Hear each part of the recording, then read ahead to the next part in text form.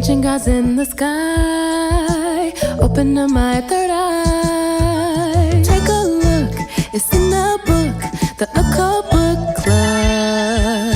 They will go anywhere with texts so rare and knowledge to share. The Occult Book Club. They will say anything from pages of old and secrets untold.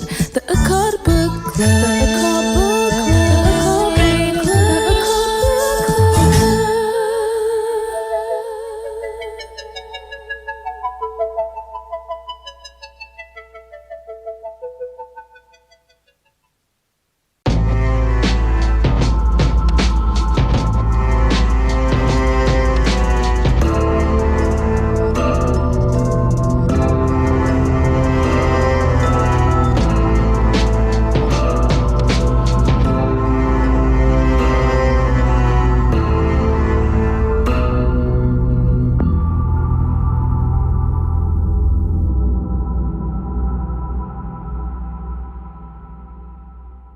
Welcome back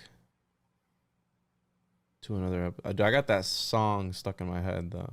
Occult Book Club. I have it, but it's amazing. It was really good. And the other one was really good, too.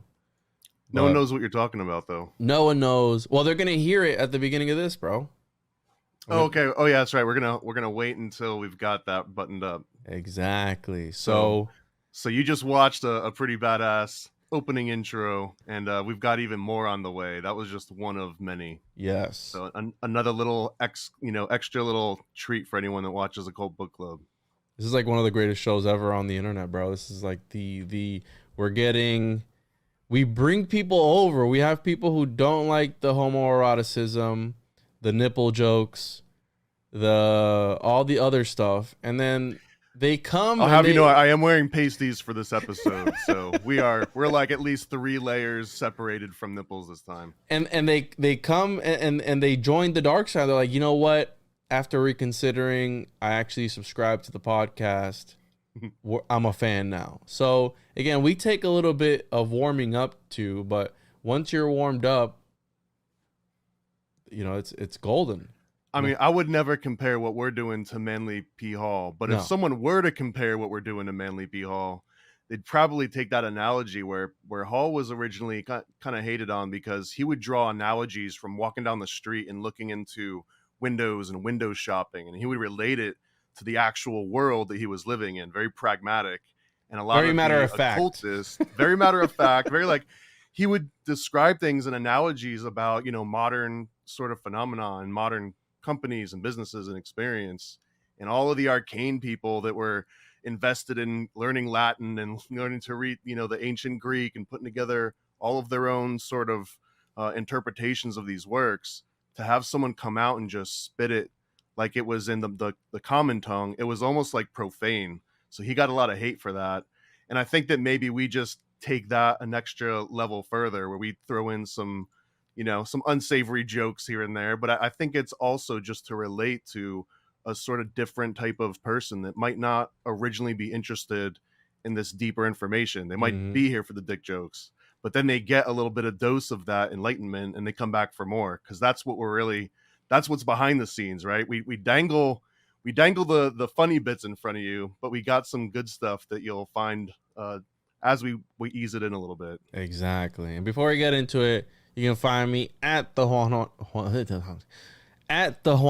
podcast.com, at the Juan podcast on all social media platforms. And if you're listening to this on the RSS feed, leave us a 5-star review. It is free $99. If you're listening to this on YouTube, thumbs up, subscribe, share with your friends, whatever. Just do it. Make sure to check out the stuff. ParanoidAmerican.com, right, Thomas? What else? ParanoidAmerican.com. The music and the production and everything that you might have heard earlier too. If we're putting any of that music in, or maybe later on or something, you can find that at hiphopproduction.com. That's the OG business from like 20 years ago. Yeah, I wish you would have told me earlier, because I'm always looking for music, and then you're like, yeah, I forgot. That was my old life, man. We forgot can get into that bro. Some other time. Yeah. Like you're such an enigmatic figure that that Oh, stop. you got No, go on, layers, go bro. on. So it's like, oh, this was that Thomas, and there was this other Thomas, and there was that. I had a different name back then too. I went by Lex, even though my name isn't even Alex. That's I just so went gay, by Lex bro. for the long time. It's so gay. And I wasn't bald at that time either. I had a huge afro.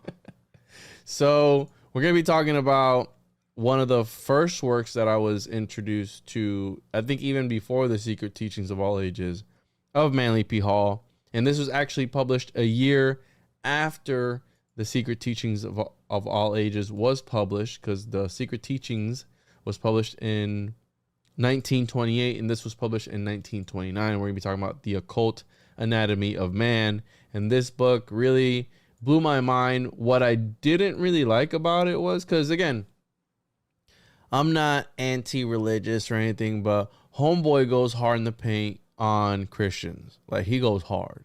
He's like, these Christians, they don't know what they're talking. He goes hard in the paint. That's the only thing that rubbed me the wrong way, kind of, sort of, because I came from that, and whenever they would do like the sermons or whatever it was at my church, they would always attack the other countries. Like, oh, they're going to... I'm like, bro, if you're not there to teach them who your God is, they're going to keep worshiping their God. You can't get mad at them. You can't condone them for not knowing any better. It's even worse, though, because as missionaries, one of the tenets, right, is that if you were never preached the word and you didn't know about the true God, then you almost get a free pass. Like, you don't. It doesn't mean that you immediately go to hell. I mean, according to some beliefs, right? But there are some beliefs that within Christianity, as long as you had never heard of it, then it's not necessarily your fault that you didn't follow it.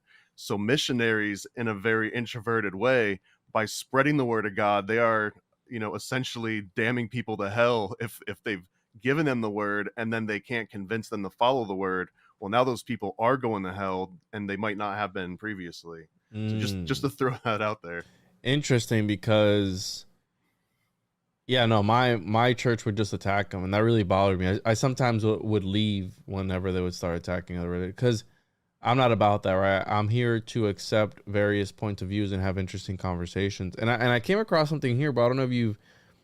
Well, I want to know why this triggered you, though. Why did Occult Anatomy trigger you in that way? Oh, because Christianity isn't the only religion that has it not wrong, but that thinks that they are the one. I mean, there's all other religions think that they're the one. Yeah, but I think when this was written, was it 1929? I mean, yeah, what kind of religious sect do you think was the most critical of Manly P. Hall writing about occultism? It was most likely going to be sort of Christianity.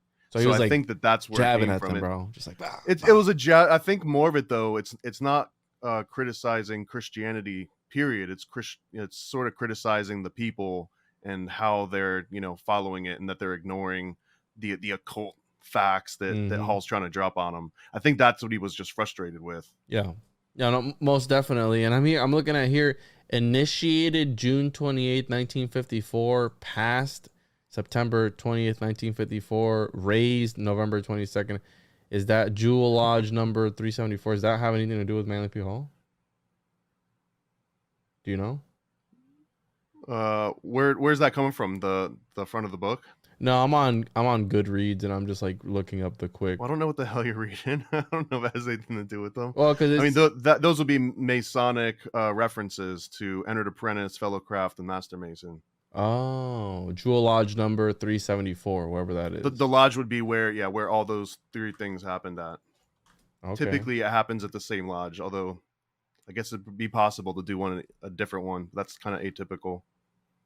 I wonder where this lodge is. Probably in California somewhere. But anyways, we're going to probably do, in San Francisco, California. We're going to probably do, I want to do a whole episode on Manly P. Hall. We should do that. I recently did that interview with Ronnie Pontiac, who studied with Manly, worked with him. And that was a really good episode. That'll be out soon. I don't know if the people would hear it by the time this comes out, but yeah, I talked to him, but I want to do like a breakdown of his life, because he was an interesting guy, and I saw the stuff that you had made where it was like, well, the secret of enlightenment is sugar mama. It's a sugar mama. So, it's having a sugar mama too. It's like the deep esoteric occultist stuff. So I want to do like a description. There's not a lot about this, and it's more of a pamphlet than it is a book, but it's one of the first things I read of him, and I wanted to do an episode on it. But first published in 1929, this is a study of the occult aspects of human physiology by Manly Palmer Hall, who lived from 1909 to 1990, a Canadian-born occultist, mystic, and author best known for his book, The Secret Teaching of All Ages, that was published a year before this was published. In The Occult Anatomy of Man, Hall has gathered together a world-renowned collection of books and manuscripts on alchemy, mysticism, and the occult, which became a part of the library of an organization, the Philosophical Research Society, which he founded in 1934.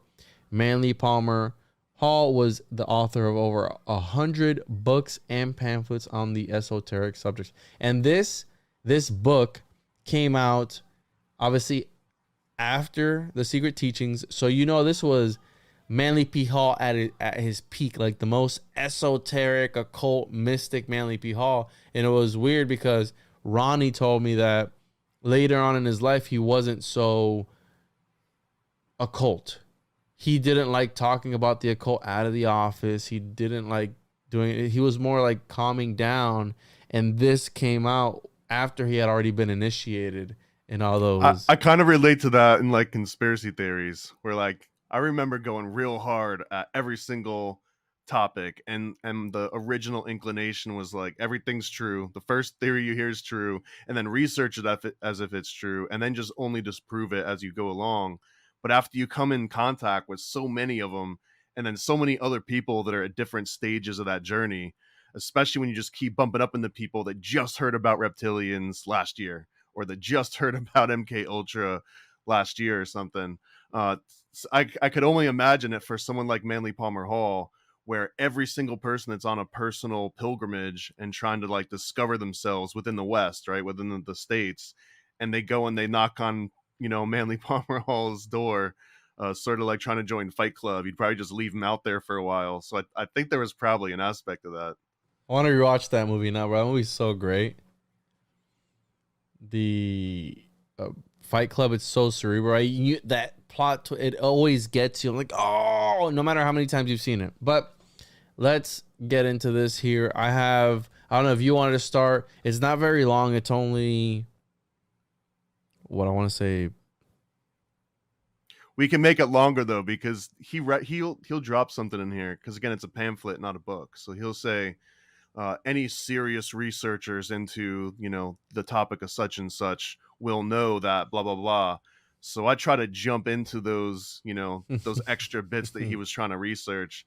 So this little pamphlet is just every little statement opens up a whole wormhole and rabbit hole to dive into. So it's not, I guess in my opinion, this is like the appetizer, right? This is like a little teaser. It's almost like a dinner mint that would come like before, like, what do you call it? Like aperitif, right? Aperitif is like a one bite appetizer. It's not meant to fill you up. It's just meant to liven those taste buds so that you're like hungry for whenever the full meal comes. So I really think that this is sort of what that would be. This is kind of like the, you know, our little pamphlet, our Occultist Mundi. It would be this thing that introduces you to some concepts that you didn't hear about, which I think is appropriate, because you just said this is the first thing that you came across for Hall, right? So was this your first impression of Hall? Was this pamphlet? Yeah, bro. Like there was, so you got him when he was, you know, raging full of hormones. He's like a horny teenager level of occultist at this point. And then it was like, damn, I want some more. And then it was like, oh, he wrote this entire thing, The Secret Teachings of All Ages. I'm like, oh, and you start peeling that back. And we've said it before, when people ask me, what should you start reading if you want to get into like occult or esoteric subjects, I always tell them The Secret Teachings, because that's the tip. If you don't like the rest, you know, the shaft, if you will, then you're not going to like anything else. So just stop there, because everything else is more esoteric, more, and by esoteric I mean more specified. Well, right? there's also what is it called? Codex Magica by Tex Mars, I believe. And in my opinion, that's sort of the bridge between, if you want to get even more surface level and a little bit more superficial than Secret Teachings, then you could probably look at Codex Magica, which is basically just pictures of politicians and people sit next to, you know, Masons. It's like the original internet memes where it would show the secret handshake and then an old pamphlet from the 1800s and say, you know, these are the same thing, they're in the same club. Tex Mars did that in a thick book. It was, I want to say like 700 pages, probably like 400, but it's a huge sort of reference book.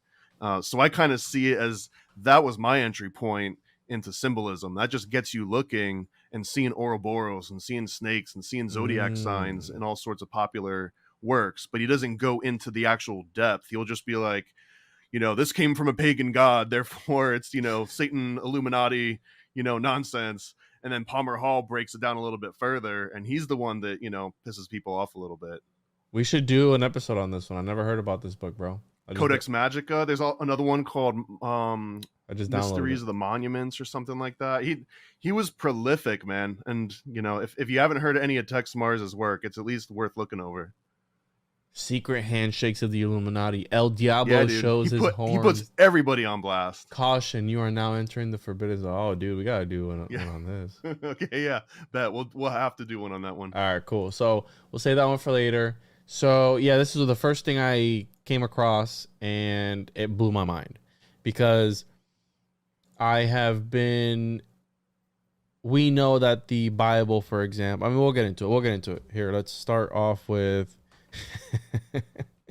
if I could highlight all this whole thing, that's the problem. You try to take notes and you just end up copying and pasting. You can't. Yeah, you can't. So right off the bat, bro, he comes out the gate swinging. He just balls to the wall. In Scripture, we are told that God made man in His own image. It is so stated not only in the Christian Bible, but also in the holy writings of nearly all enlightened people.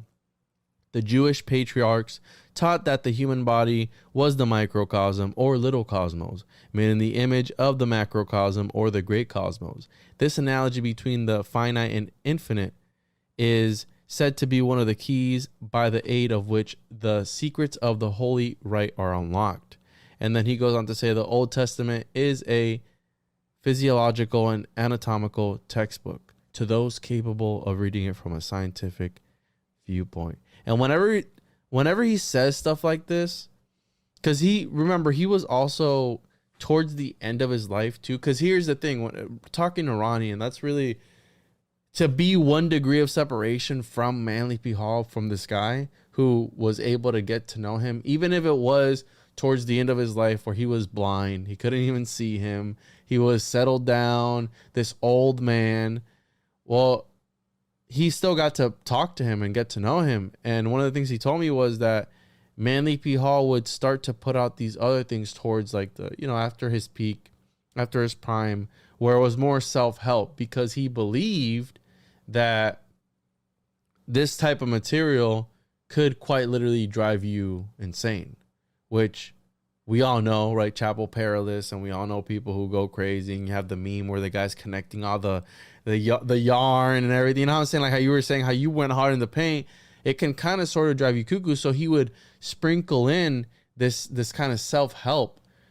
He had lectures on how to read your Bible, how to live stress-free, like stuff like that to help people, because he understood if people were just to dive hardcore into this type of thing, they could kind of go insane. And whenever he's talking about the Old Testament is a physiological and anatomical textbook, I don't know, bro. I've been finding some stuff here and there that's like, okay.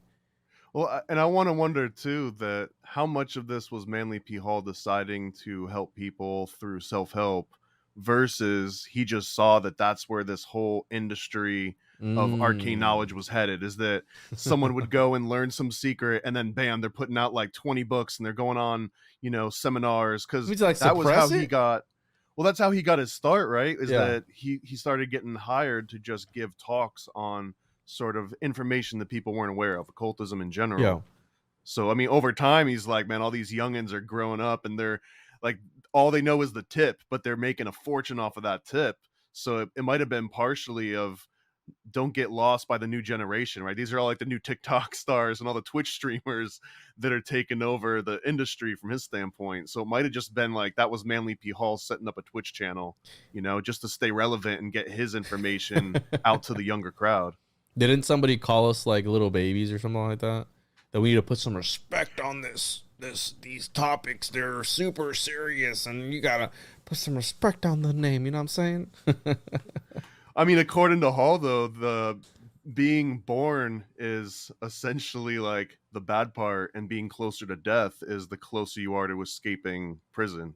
Ooh, That comes in one of the later sections. yikes. Okay, so I have also here the great Hermetic axiom was that which is above is like unto that which is below, and that which is below is like unto that which is above.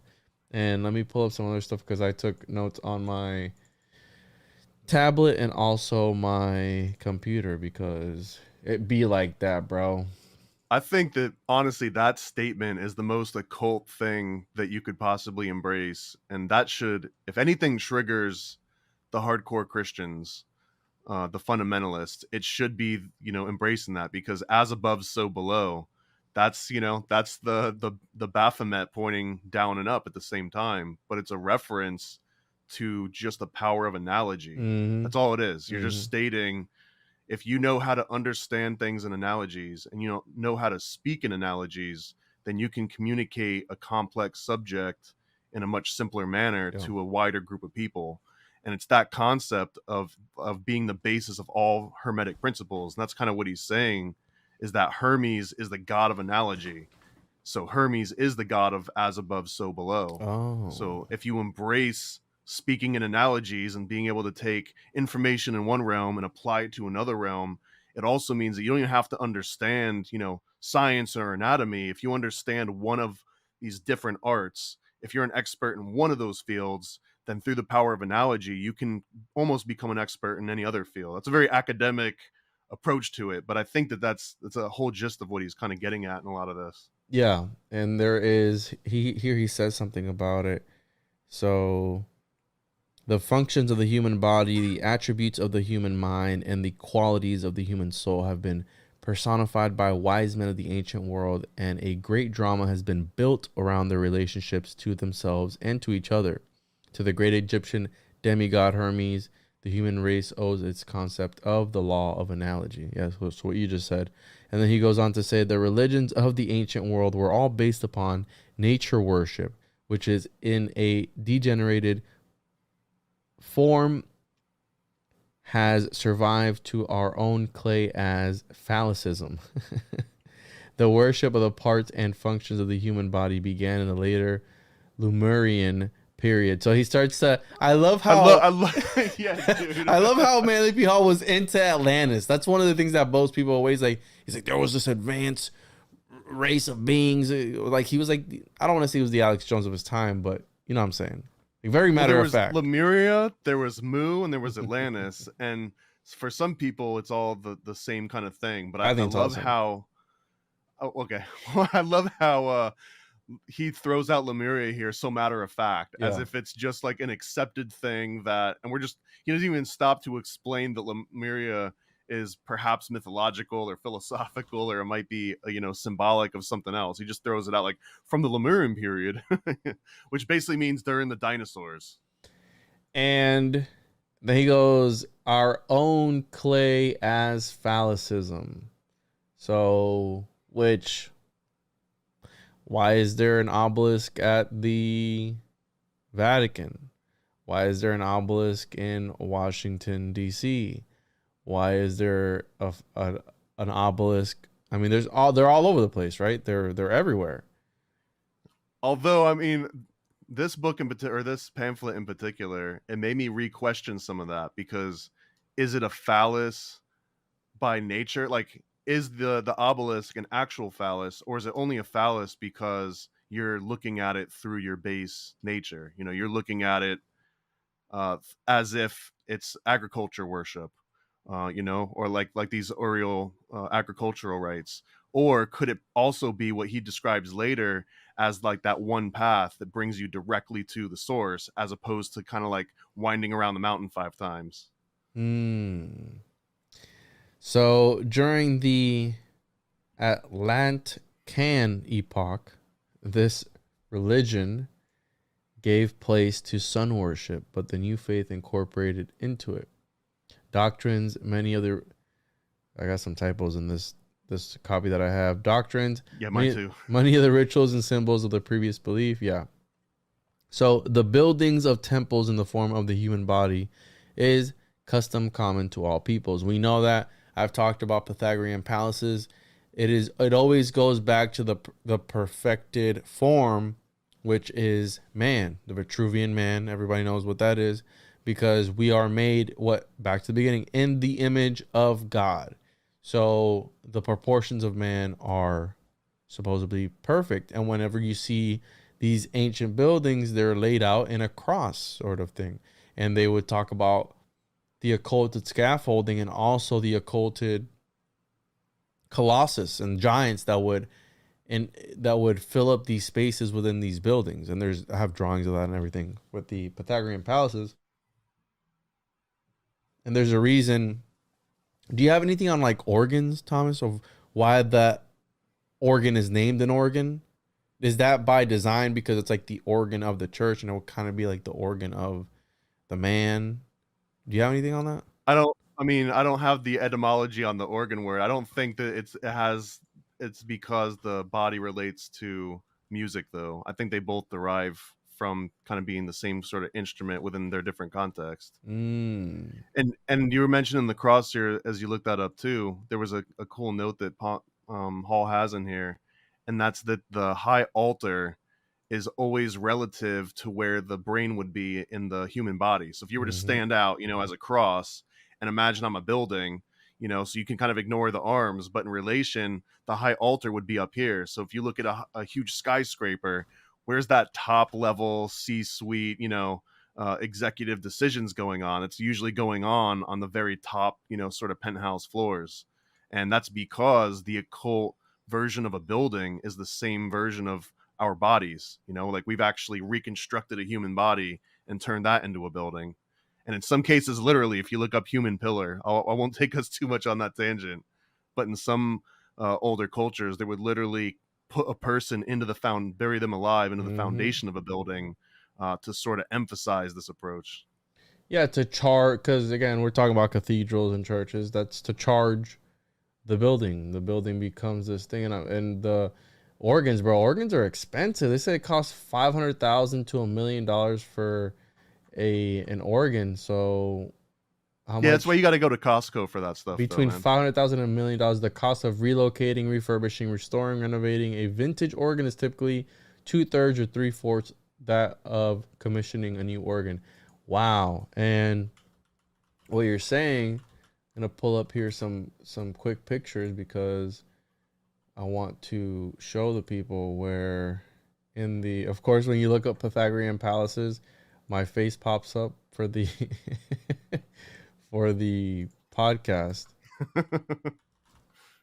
I told you it went from like $80 to like $400. You're actually right, dude. The word organ as it relates to the body, it looks like etymology is 1910, a small specialized structure from the Latin organella, which derives from instrument, tool, instrument, sense organ. So yeah, actually the organs as we refer to them does sound like it might derive from the organ that would be in a church first. Interesting, because the reason I bring that up is because back then these buildings were alive to the architect. They were like living beings. They were pets to them, and the idea that they put things in them as organs and it's modeled after the human body would only make sense. That would also be, there's a reason also why the different pillars, they modeled them after humans as well. I need to do a whole episode. I need to do so many episodes on so many things. I don't know if I can find the picture though. Put it on the list. Here we go. So let me pull this up. So you see here, like this, there's a lore behind this. Apparently, the Spartans this is what they were saying, that they would torture people by having them hold up this thing. See the warrior, they would have them sit there. And this reminds me of the movie 300, where Xerxes has that whole platform that's being carried by a whole bunch of people. Well, that's rooted in history. And he goes into all this, G.L. Hersey, in his book Pythagorean Palaces. And for those that haven't checked this out, it reads like an architect book, an architecture, but I think there's more to it because he'll drop something here and there of like a call, like, oh, you know, these doorways only the initiated know where they are. I was like, wait, what? What are you getting at, bro? I'm trying to find the Colossus in here. I probably won't be able to find it, but there's pictures of where it's modeled after these giants that they believed. No, I don't have it here. Anyways, you get the point. Moving on here, you said the temple, high altar would occupy the same position. All priests of the ancient world were anatomists, right? So very matter of fact, they were all anatomists. They all knew about anatomy. I don't know if he's saying that they all knew about anatomy. He's I think through the power of analogy, though. They all recognized that all the functions of nature were reproduced in miniature in the human body. They therefore used man as the textbook, teaching their disciples that to understand man was to understand the universe, which that's what the pagans were all about. Micro, macro. If you understood what happened at the micro level, you can understand what happens at the macro level. As above, so below, man. Just if you can understand analogy. Exactly. These wise men believe that every star in the heavens, every element in the earth, and every function in nature was represented by a corresponding center, pole, or activity within the human body. So, again, he's going hard in the paint. And moving along here, I also have... Well, hold on. Don't skip over all the spicy bits, too. Oh, you're going there? Okay, go ahead. Because early on, even in part one, is where Manly P. Hall basically breaks down how, Christians are so convinced that their beliefs are unique. So he just throws out just like a list after list after list. So one of them is that the Christian cross that's actually derived from Egypt and Thomas, India. Before you go there, because I have... Is there something spicy before that one, too? No, so I love this. Religion in Atlantis and Egypt was taken much more seriously than it is today. So, bro, he's like... Mere matter of fact. Back in my day in Atlantis, so before had more respect. Before you get to the Christian cross, I highlighted some other stuff here. I put the temple dependent for its maintenance upon its secret wisdom, which gave its priests control over certain powers of nature and made them vastly superior in wisdom and understanding to the laity whom they controlled. These wise ones realized that there was a great deal more involved in religion than the chanting of mantras and the singing of hymns. They realized that the path of salvation could be walked successfully only by those who had practical scientific knowledge of the occult functions of their own bodies. The anatomical symbolism which they evolved in order to perpetuate this understanding has come down to the modern Christianity, but the keys to it apparently have been lost. It is a tragic situation for religionists that they are surrounded by hundreds of symbols which they cannot understand. But it is still sadder that they have even forgotten that these symbols ever had any meaning other than the foolish interpretations which they themselves have concocted. Shots fired by Manly P. Hall. He's like, yo. Dude. This is where I relate the most to him, though, too. I feel that because he's basically saying that, and again, I'm going to bring up mushrooms here because I think that mushrooms is another good analogy of this, where the original Eucharist was most likely some kind of psychedelic, but then over thousands and thousands of years, it turned into a cracker, and the cracker doesn't do much other than act as a placeholder for this symbol that actually swap it out with God particles.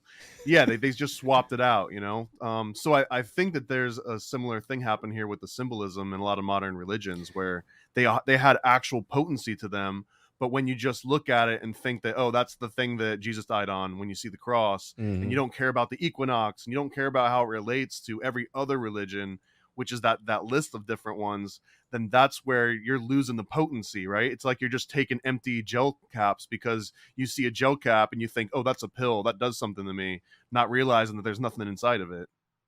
Yeah, the placebo effect is very powerful. And he goes on to here, right here, bro. He's going in. This is what I was saying at the beginning.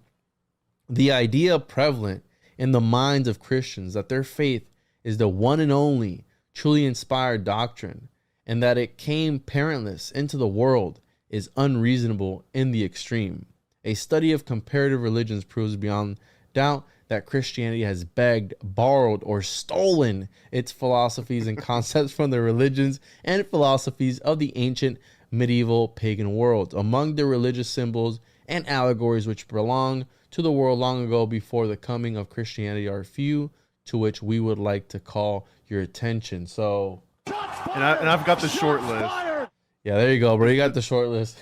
The short list is the Egyptian and Indian cross, the triple mitre from Mithras, the shepherd's crook from the Hermetic Mysteries, the Immaculate Conception that came from India, the Transfiguration that came from Persia, the Holy Trinity that came from the Brahmins, the Virgin Mary being the Mother of God, found in a dozen other faiths that he mentions. And then he mentions also that over 20 other crucified saviors that get crucified on a cross that predate Christianity. And then he mentions how even the church steeple that we were just talking about, that itself is just another adaptation of an Egyptian obelisk, which that could be seen as some pretty big blasphemy, as saying that the church steeple is basically a big Egyptian phallus. While the Christian devil is the Egyptian Typhon with certain modifications. And then he goes on to say the deeper one goes into the problem, the more he realizes that there is nothing new under the sun. Yeah, literally. And he spells it, yeah. So, okay. All right. This brochure is devoted to the problem of explaining the relationship between existing between the symbolism of the ancient priests and the occult functions of the human body. We must first understand that all sacred writings are supposed to be sealed with 7 seals. In other words, it requires 7 complete interpretations to understand fully the meaning of these ancient philosophical revelations, which we have liked to call, scrolling down, Holy Writ. And I want to stop on that one because in my mind, this might have been the most important sentence out of this entire pamphlet, explaining what the 7 seals are, because the 7 seals is one of the most cryptic part of the book of Revelations, right? It's also what David Koresh was trying to go through at Waco, is he claimed that he had these 7 seals and he was unlocking them one by one. And that's what his whole sort of cult was centered around. So to someone that actually knows how to unlock these 7 seals, they can essentially bring on, the rapture or revelations, or at least if that's how you interpret the Bible. But the way that Hall is saying it here is that basically you have to be able to read the Bible from 7 completely different vantage points. So the one vantage point in this book is the analogy of the human body. So he says that you'd have to be able to read this in the entire Bible, but read it not as historical or geographical or even, like philosophical. Read it as a book of anatomy. And then when you're done doing that and you understand it as anatomy, then go back through it and read it as astrology. And then go back through and read it as, and you have to be able to do that at least 7 different times. And only then do you understand these ancient texts. And I don't know if he's talking specifically about the Bible. I assume he's talking about everything. So does that mean that we have to reread this pamphlet 7 times? Do we have to reread the secret teachings of all ages 7 different times under 7 different pretexts in order to fully grasp it? He goes, scripture, which would be pretty much anything, I guess, is not intended to be historical. Those who understand its literal meaning understand the least of its meanings. So, and there was a typo, so it is a well-known fact that Shakespeare, for dramatic reasons, brought together in his plays characters who had actually lived hundreds of years apart. But Shakespeare was not writing history. He was penning drama. The same is true of the Bible. Scripture leaves historians hopelessly involved in self-contradictory chronological tables where the majority of historians will remain until the judgment day. Scripture furnishes excellent subject matter for debates and also ground for hair splitting over the meaning of terms and probable locations of unknown cities.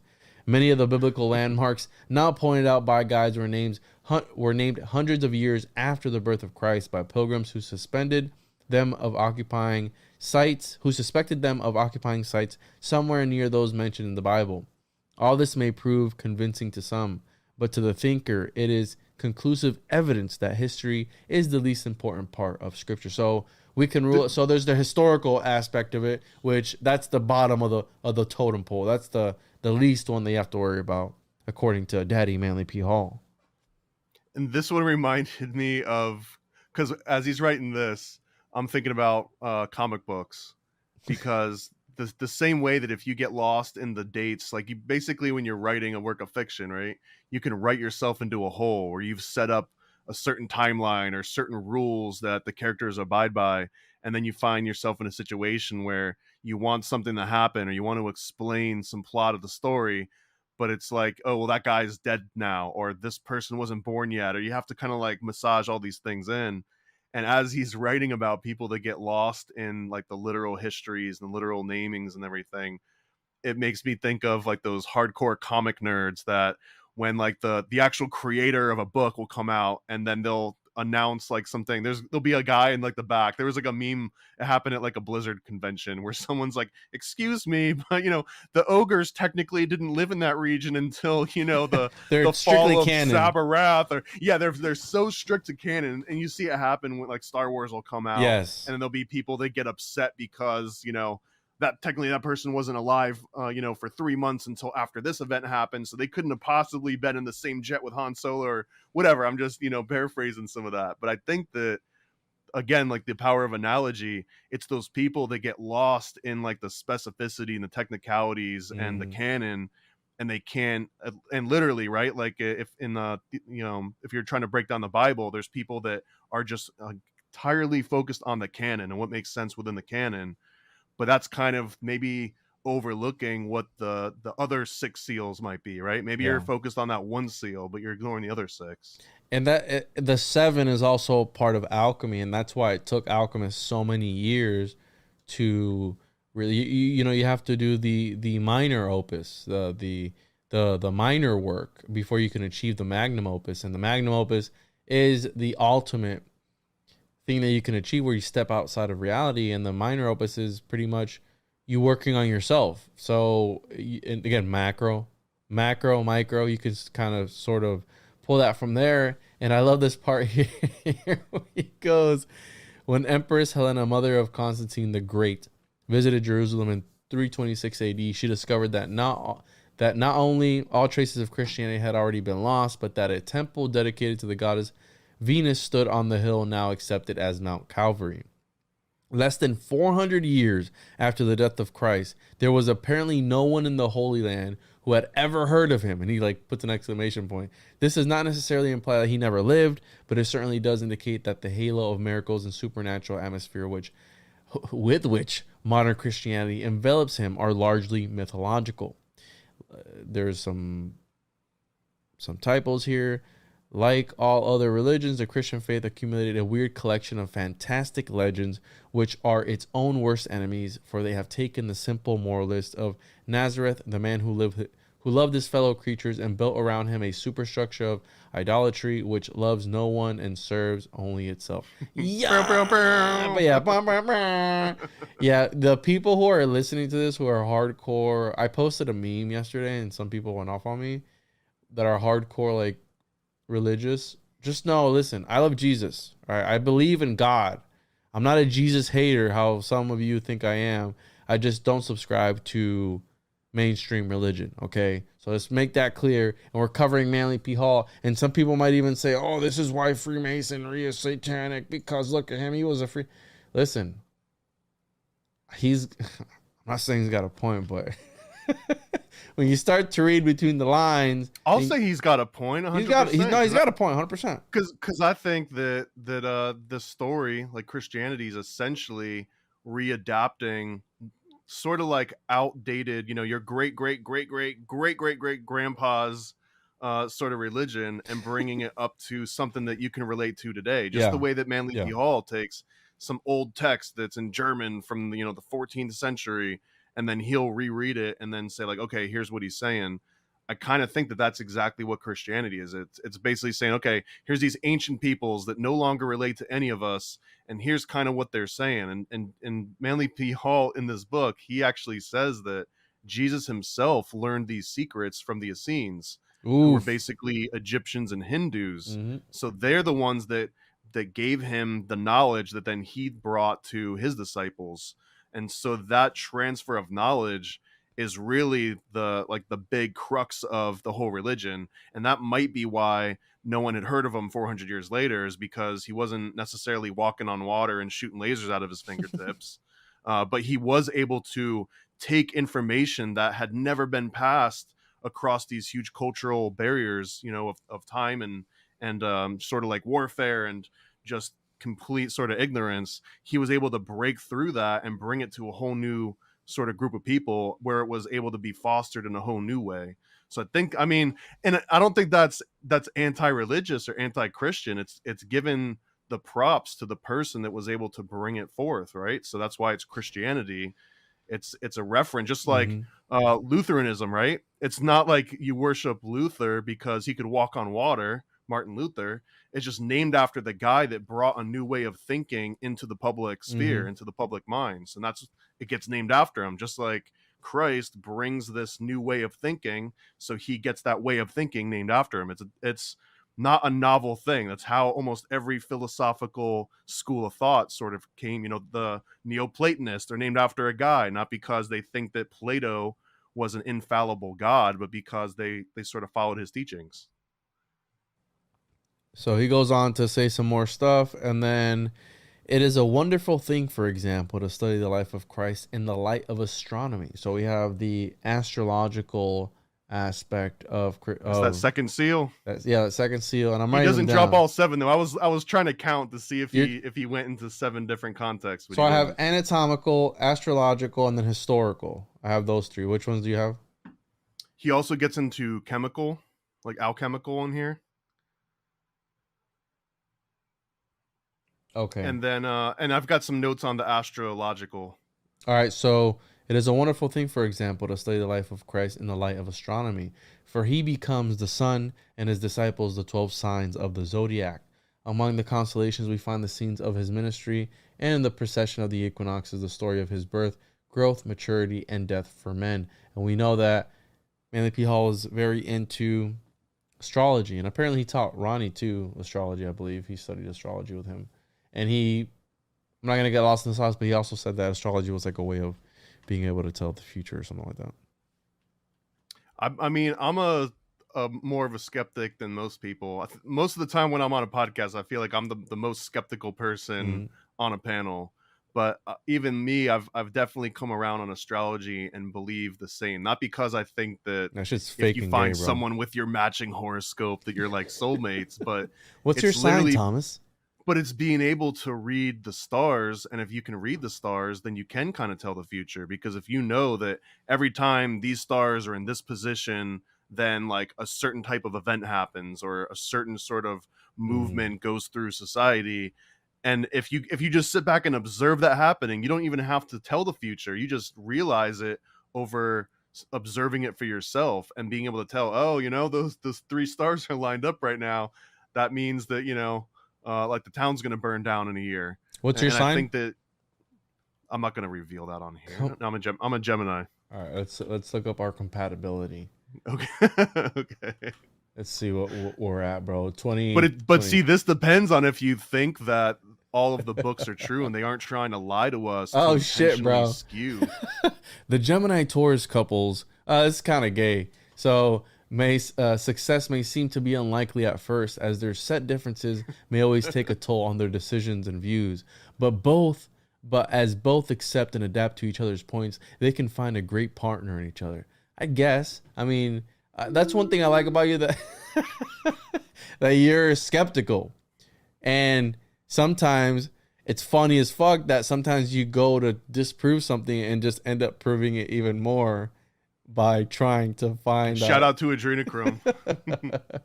So let's see, let's do friendship. Let's see if we're good. Compatibility. And I'm just reading this. And while you look up our love matches too, Taurus, check this out. Taurus doesn't like to take risks, while Gemini loves exploring new horizons. The bull craves security, while the twins yearn for variety. Therefore, when a bond of friendship between these 2 signs does blossom, it is usually centered around some mutual interest. I mean, Yeah. What we're saying is we should absolutely summon a demon on a live No, show. we're not I'm gonna ready. summon I'm a ready to demon. adventure into that realm, man. No. So low probability, bro, but the relationship has a chance of working out in reality if they are willing to compromise. They must not shy away from adjusting to each other's behaviors and should not try to mold their partner according to their wishes. So you see, Thomas, you gotta. Does it say in there how Taurus has to fucking reschedule the same occult book club episode like 3 or 4 times before because the it gets Taurus has a recorded? family? Is that what you're trying to get at? All right. So continue, Thomas. What else did you have on to add on to that? Do you have anything else? I think this is just a feather in the cap of part 1 out of this. What was it? 5 or 6 parts? 6, I believe. That he says that Christ, as found in the Gospels, has been conventionalized until it agrees perfectly with the lives of dozens of world saviors. So again, he's saying that it's just been this thing that's been adopted and adapted and molded into something that's literally conventionalized, something that's nice and convenient for everybody to work with. And I don't think that takes away from it at all. If anything, that makes it all the more important, because if the information that's this important, that we've been trying to preserve it through ancient texts and books and gods since the dawn of civilization, essentially, why would the modern version of that be any less or more? Unless, like Paul, as Hall gets into here, if you're just looking at like the images and the stories, and you're looking up like the word in the story and overlooking all the different ways to interpret it, specifically through hermetic means, which means to read it as an analogy and not as a literal interpretation. And he goes on to say, all these myths come to us out of the most remote antiquity, where the primitive races used the human body as the symbolic unit, and the gods and demons were personified out of the organs and functions of the body. Among certain Kabbalistic writers, the Holy Land is mapped out on the human body, and the various cities are shown as centers of consciousness in man.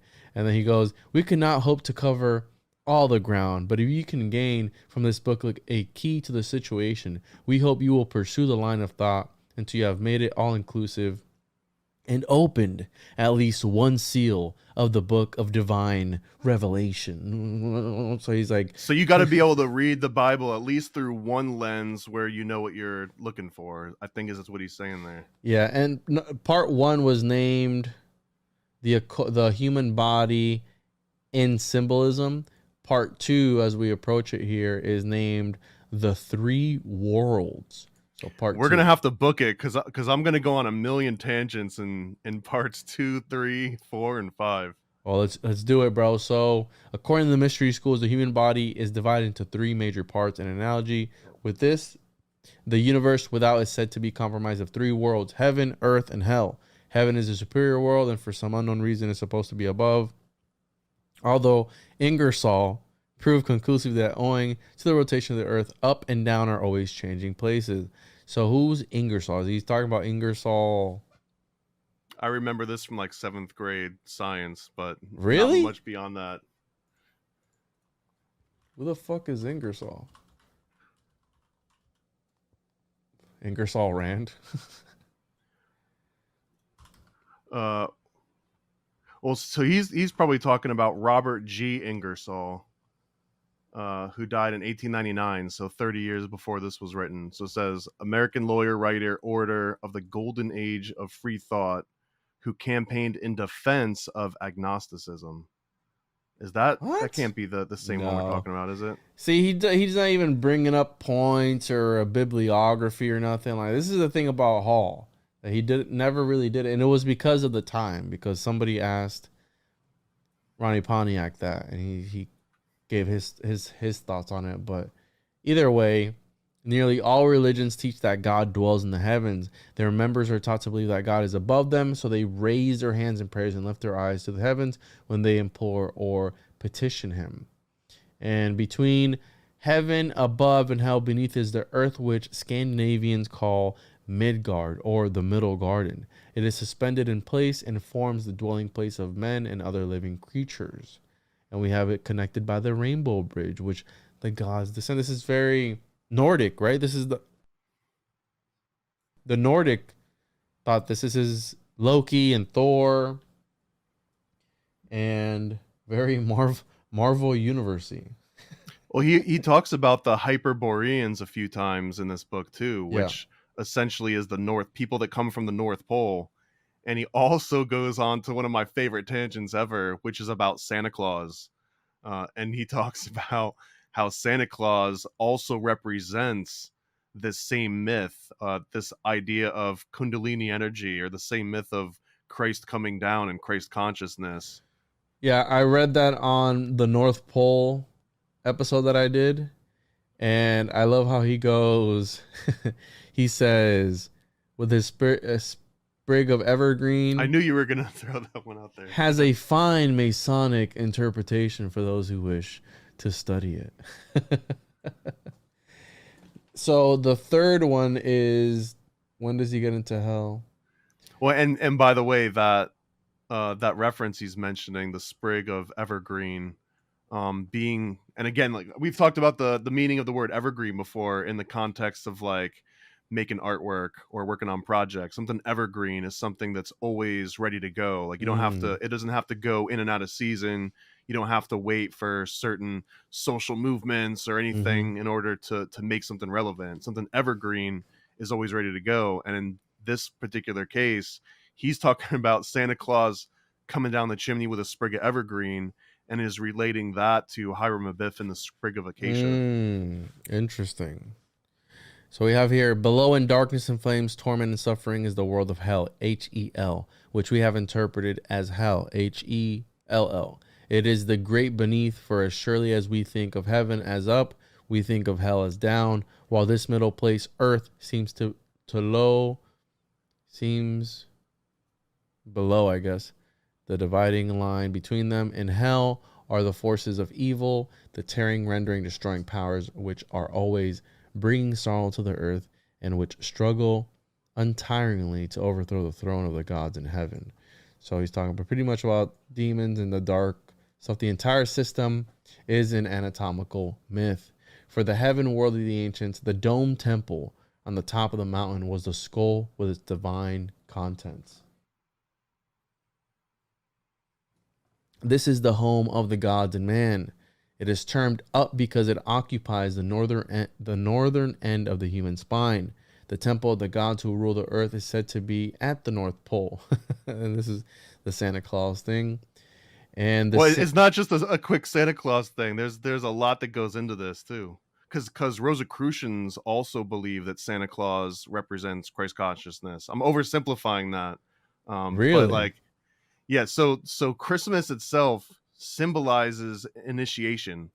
And everyone looks at Christmas as being like the end of the year, but really Christmas is the beginning, and it's that initiation, because Christmas, if you take away like the actual date, right? Don't get lost in the canon of dates and times, but Christmas represents that divine spark and Jesus being born, right? So that's the transfer of this outside knowledge coming into the physical plane.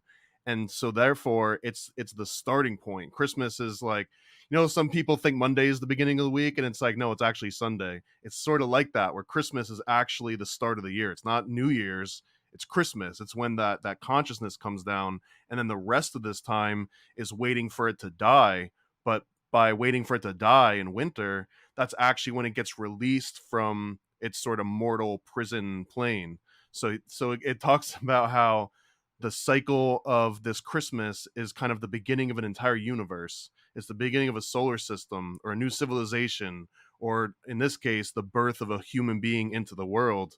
Because even at the end of this pamphlet, Palmer Hall himself talks about how inside of us, we're basically our little universes. And just like a little cell would look around and think, oh man, there's the sun up there, and there's planets, when as it's looking at the organs, we're also that little cell, and we look it up at a planet, but we're just part of another organism all the way up, right? We're just a homunculus controlling something. You said it, not me. I ain't drop homunculus today. You did. But Christmas, in whatever context, whatever belief system, it's always a festival of a spiritual birth. That's exactly what Christmas is about. And Santa Claus is basically that Kundalini energy, right? He's that Christ consciousness coming down the ladder, coming down the chimney, and then going into a human being. Interesting. I never thought about And it he's like also a that. mushroom, which it also works, right? Mushrooms are the seventh seal, I think. So Yeah. you look at Santa Claus as a mushroom, right? You Yeah. take it down the throat, it goes down into your body, and it's a nice little present. It's wrapped in white and red, just like an Amanita muscaria is, and that unleashes this sort of new consciousness for you. Whoa. The same is true of the manna that descended to feed the children of Israel in the wilderness. For this manna is the substance which comes down the spinal cord from the brain. The Hindus symbolize the spine as the stem of the sacred lotus. Therefore, the skull and contents are symbolized by the flower. The spinal column is Jacob's ladder connecting heaven and earth, while its 33 segments are the degrees of masonry and the number of years of the life of Christ. Up these segments, the candidate ascends in consciousness to reach the temple of initiation located at the top of the mountain. It is in this dome room with the hole in the floor that the great mystery initiations are given. The Himalayan mountains rise above the earth, representing the shoulders and upper half of the body. And we have here, they are the highest mountains of the world. Somewhere upon their summit stands a temple resting like the heavens of the Greeks upon the shoulders of Atlas. It is interesting to know that the Atlas is the upper vertebrae of the human spine, which the condyles of the skull rest. In the brain, there are a number of caves, ventricles, and folds. And in them, according to Eastern legend, live the wise men, the yogis, and hermits. And bro, when I was first reading this like forever ago, I looked all this up. And I looked it up because I want to make sure what he's saying is true. Like all these ventricles and stuff and the numbers that he's saying and all these stories that he's talking about. And I mean, they line up, bro. The caves of the yogis are said to be located at the head of the Ganges River.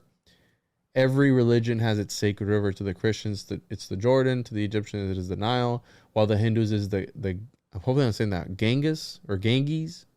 The sacred Ganges, river, yeah. Ganges.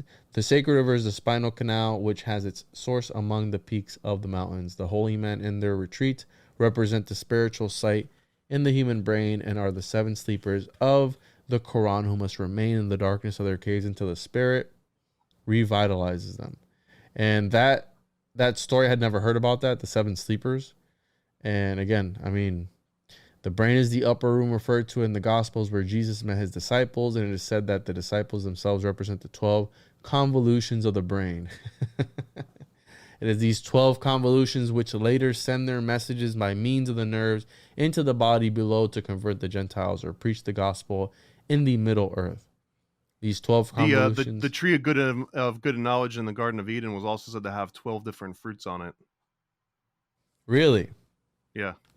The Bible doesn't mention what the fruits are, but it does mention that there's 12. Interesting. I never heard that either. I never heard that before. So these 12 convolutions gather around the central opening in the brain, the third ventricle, which is the Holy of Holies, the mercy seat, where between the spreading wings of the angels, Jehovah talks with the high priest, and where both day and night the Shekinah's glory hovers. From this point also the spirit finally ascends from Golgotha, the place in the skull. It is clairvoyant fact that the spirit not only leaves but also enters the body through the crown of the head, very matter of fact, probably giving rise to the story of Santa Claus in his chimney. So you have this Santa Claus again, very Masonic of him. The Trinity in man lives in the three great chambers of the human body, from which they radiate their power throughout the three worlds. These centers are the brain, the heart, and the reproductive system. These are the three main chambers of the pyramid, and also the rooms in which Ark given the entered apprentice, fellow craft, and master mason's degrees of Blue Lodge Masonry. I don't know about this, so you have to trust me on this, I guess. In these three chambers dwell the Father, the Son, and the Holy Ghost, who are symbolized by the three-lettered word Aum. The transmutation, regeneration, and unfoldment of these three great centers result in the sounding of the lost word, which is the great secret. I want to stop on that too, because this is huge. When he's breaking down the word Aum, the way that I've understood it is that you break it into the three. It's worth understanding if you can visualize it the same way that I guess I do. But you break it into the 3 letters, which also each letter A, U, and M, they each represent a different position, and it's how the vibrations, the way that you can direct them through your body. So when you say ah, that's just like this unbridled energy. It's just raw potential, because ah is coming directly from your vocal box, right? And it's just coming out into your mouth. So ah is like Aleph. That's coming the into your origin mouth, of bro. sound. It's coming directly into your mouth. Shout out in the comments. So ah is that unrealized potential. If you can imagine it, that's like the vibrations are going from your throat now to the back, or to the back of your throat, from your throat, or sorry, the back of the top of your mouth.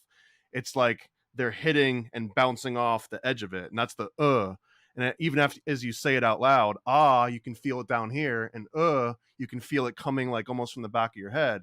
And then with the M, that's this vibration that now started in your throat, went to the top of your mouth, and now it's going down into your lips, because you can only make that noise when you put your lips together, and now the vibration is coming from you actually preventing that original sound from escaping your mouth. So when you go like that, it's unrealized potential that you're then kind of harnessing by turning into the U, and then the M is where it makes your lips vibrate together. These 3 different concepts is a perfect analogy for like that original divine spark of ah, the which is you're almost materializing it in your mouth so that you can prepare it for sort of like that perfect ashlar stone, and then the is you actually crafting it. That's you taking full control over this previously unrealized potential and turning it into something that only a human being or someone that is capable of language can turn it into, because isn't just like a natural sound that you would make unless you kind of have developed some sort of language. Yeah, and when people meditate, don't they go right? Don't they? Exactly, and that's what makes this particular word so damn special. Oh shit! Because you're taking the energy of the universe, focusing it, and then using, like, actually harnessing it and taking control over it just through those 3 different letters. And it's also interesting because technically it's one syllable, right? It's like one thing, but it's 3 things. It's the 3 is the one. It's the perfect analogy for like this holy trinity being God. And he says the transmutation, regeneration, and unfoldment of these 3 great centers result in the sounding of the lost word, which is the great secret of the Masonic order. Yikes. So from the spinal nerves come impulses and life forces which make this possible. Therefore, the Mason is told to consider carefully his substitute word, which means the marrow of the bone. And I don't know what that means, but you'll have to Google that one. Okay. And then he goes on to say, I have in my possession a very remarkable skull, which originally rested on the shoulders of a homicide.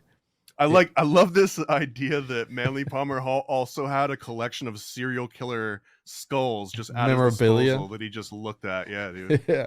So it is the high organic quality, but bears the curse of Cain. This individual, the curse of Cain and the curse of Ham. Yeah, this individual had a grudge which he nursed very carefully. Nursed grudges sometimes become very dangerous things. This person swore that when he met a certain man, he would cut his heart out and throw it in his face. A number of years passed. His hatred grew. In the last meeting of his enemy, he attacked him and fulfilled his threat.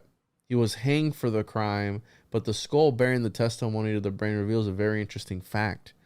The right half of the brain is under the control of Mercury, the planet of intelligence. As a result of crossing the brain nerves at the base of the skull, it rules the left side of the body. The left half of the brain, under the control of Mars, the spirit of anger and impulse, rules the right side of the body, and likewise the strong right arm. As a result of his hatred and the rulership of Mars, which grew out of the hatred, the left rear side of the brain is carefully twice the size as the right side. The individual allowed Mars to control his nature. The impetuosity, is that how you say it, of Mars ruled him, and he paid with his life for the mark of Cain. I've got a visual for this one too. Science knows there is a very narrow line between genius and insanity. For any dominating vice or virtue, man must pay with unbalance. Unbalanced always distorts the viewpoint, and distorted viewpoints are unfailingly productive of misery. Do you recognize this? No, what is that? It's from Lady in the Water, which is an M. Night Shyamalan movie. No, I don't know that, Have bro. you? If you haven't seen it, you have to see it because it's basically just pure occultism. The What's whole the movie name is of the just movie? Lady in the Water. It's about Paul Giamatti lives in this condo with a bunch of other tenants, and they discover that there's like this ancient, sort of like not quite a mermaid, but like an ancient sea goddess that's living in the pool.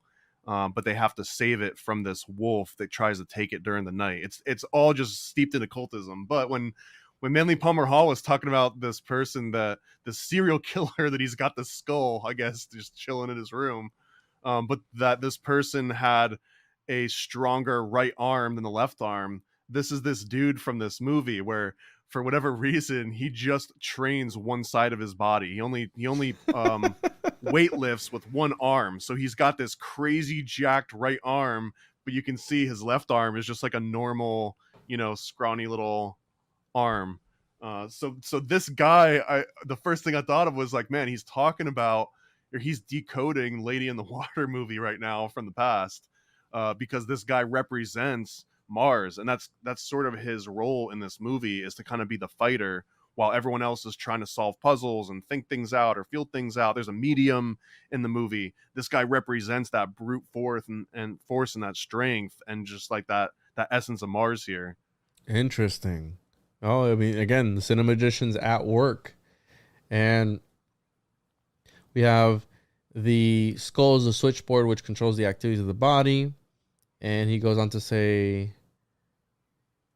the spinal cord is an elongation of the brain, and some authorities even claim the cord to be capable of intelligence through its entire length. This cord is the flaming sword which is supposed to have stood at the gates of the Garden of Eden. The Garden of Eden is in the skull, within which is a tree bearing 12 manner of fruit. And that's what you mentioned earlier, which is the 12 convolutions of the brain. The brain is filled with vaulted chambers and passageways, which have their correspondence in the spans and arches of the temples, while the third ventricle is undoubtedly the king's chamber of the Great Pyramid. Undoubtedly. The spinal cord is the serpent of the ancient and Central and South American. The savior god is called Quetzalcoatl. His name means feathered serpent. On this typo it says leathered serpent.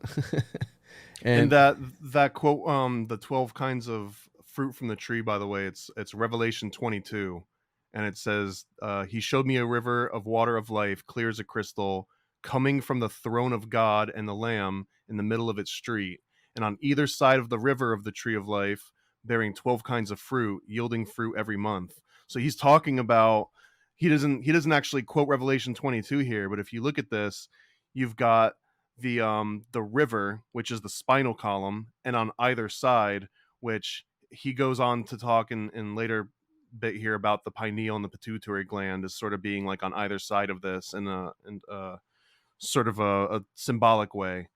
And then finally at the end of it being that tree of life with the 12 kinds of fruit. So that's the spinal column connecting to the brain. Interesting. And we have here, I don't know if you have anything else on that, Quetzalcoatl. And this has always been his symbol. This is the brazen serpent raised by Moses in the wilderness. The 9 rattles on the tail of the serpent are called the number of man, and they represent the sacral and coccygeal bones within whose centers the secret of human evolution is contained. And we have here, this is my favorite, and I know it's probably one that you looked upon, but the pituitary body, which rests in the sella turica of the sphenoid bone directly behind and just a little below the bridge of the nose and connected to the third ventricle by a tiny tube, is the feminine pole or negative center, which has charge of the expressions of the physical energy. And he goes on to endocrinology. The study of the ductless glands and their secretion is still in its experimental stage, but someday it will be revealed as the most important of all medical sciences. And you skipped over a part that I had bolded like 5 or 6 times because I thought it was another like huge jewel that he was dropping. So he says that every organ of the physical body is reproduced in the brain. where it can be traced by the law of analogy. So again, now he's saying that not only is the person an analogy to God, God made man in his image, that being the analogy, but now he's saying that the rest of your body is analogy to something that's happening within your brain. This is that like turtles all the way down sort of mentality. And he says that there are two embryonic human forms, meaning there's two little homunculi inside your brain. One of them is a male and the other one's a female, and they're twisted together in the brain and connected. And he relates this to the yin and yang. He relates it to confirmed. He relates it to black and white dragons. Homunculus. To play it again. I didn't mean to step on. I didn't know you were going to play that one. Certified homunculus. Good God, that's a homunculus. Yeah, there you go. So shout out to Thomas for making those for us. And he iterates on this. He says that one of these figures has its origin of expression in the pineal gland and the other in the pituitary body. So he's basically saying that the pineal gland is the male, it's like a little male homunculus in the brain, and that the pituitary gland is the female little homunculus, and that both of these are ductless glands, and that they're both worth consideration because they basically unlock all of human consciousness. And he says that, and I don't know if this one is true. I didn't have time to look up and investigate the physiology, but he says that it is known, very matter-of-factly, that these glands are larger and more active in higher grades of mentality than those of lower quality. In certain congenial idiots, they are very small. And he says that these two glands, the pineal and the pituitary, are called the head and the tail of the dragon of wisdom, and that they are the copper and zinc poles of an electric circuit with the entire body as a battery. And I don't know if you've ever seen, like, that's basically how modern wet and dry cell batteries work, is just copper and zinc plates separated by, a solution. And that causes electrons to be shed from one and go on to the other. And that's kind of what creates the electricity. So he's, man, in such an eloquent way, just that Hulk is known to do. He's basically saying that the pituitary and the pineal gland are the yin and yang. It's the male and the female, and it's the positive and negative poles of a battery, all in, like, he drops all this in like 3 sentences, and you could just like read over it quickly. But this feels like, you could have a 4-hour discussion on just this topic itself. Where are you at right now? Because I lost where you it were was at. It was right before the pituitary body. The body has okay. I got you. And then he goes on. This is one of my favorite parts. I've quoted this before a whole bunch of times. My PDF viewer is crashing on me, I think. While you sort that out, he also has a list of all the different things that have been referenced as the pituitary gland, and I hadn't heard of almost any of these before. Yeah, go but for he it. says My that shit's crashing. Hold on.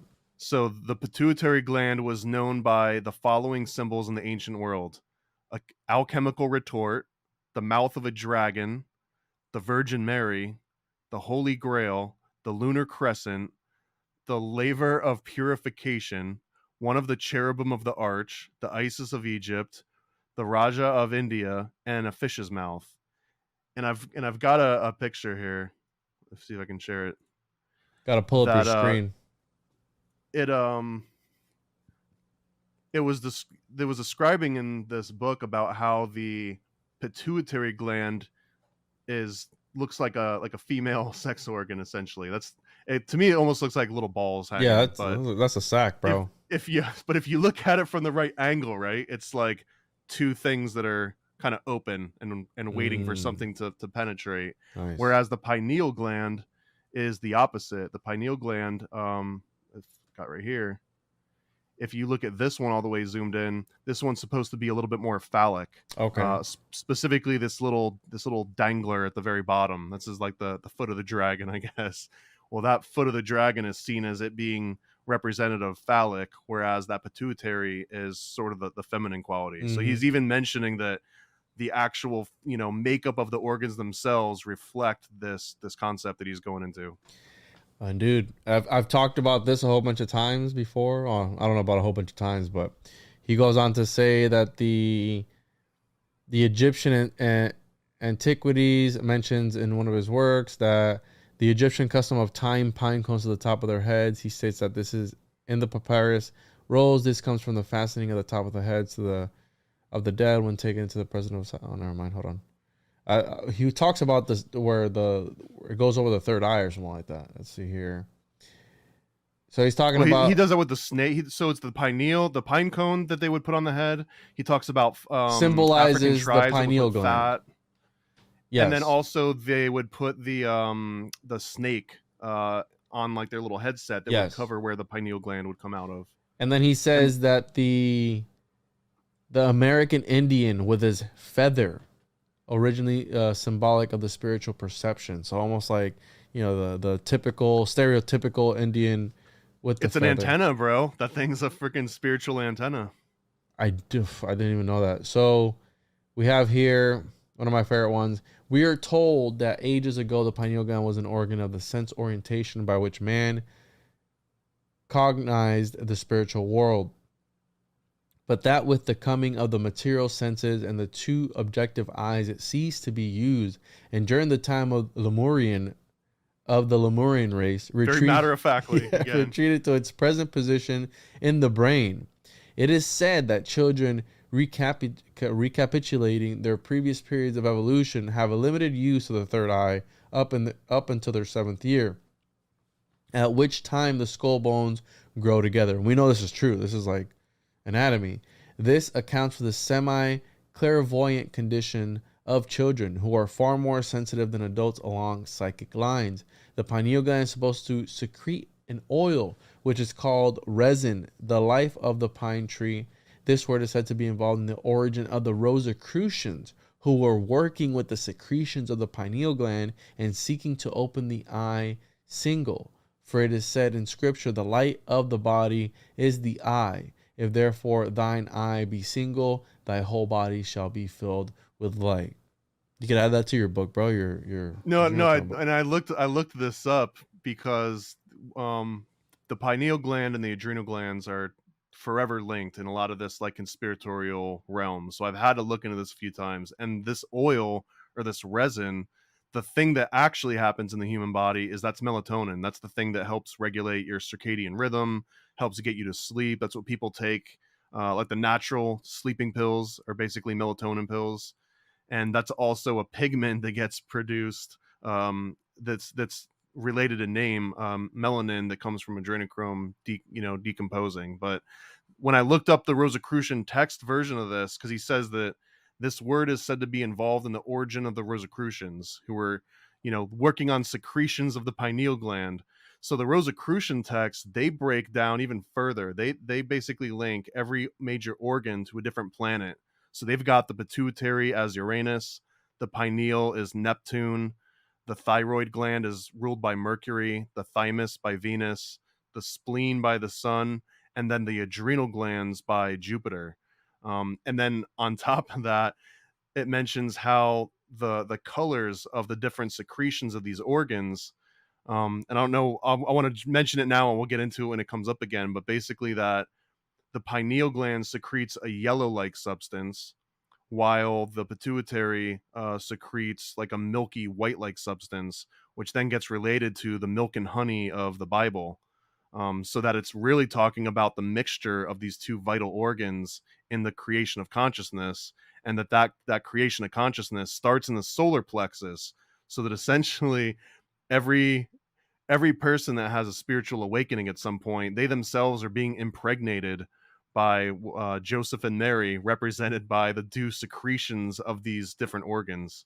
And this is like deep heavy like Rosicrucian anatomical symbology that we can keep getting into in a little bit.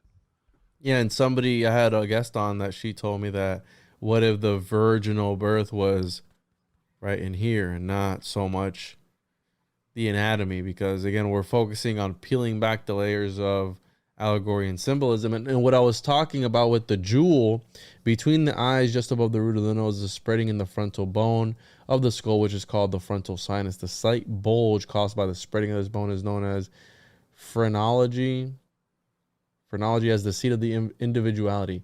It is here that the jewels are placed on the foreheads of the Buddhas, and it is also from this point that the serpent rose from the crown of the ancient Egyptians. So that's why the snake. That's what I was trying to get at with the previous one.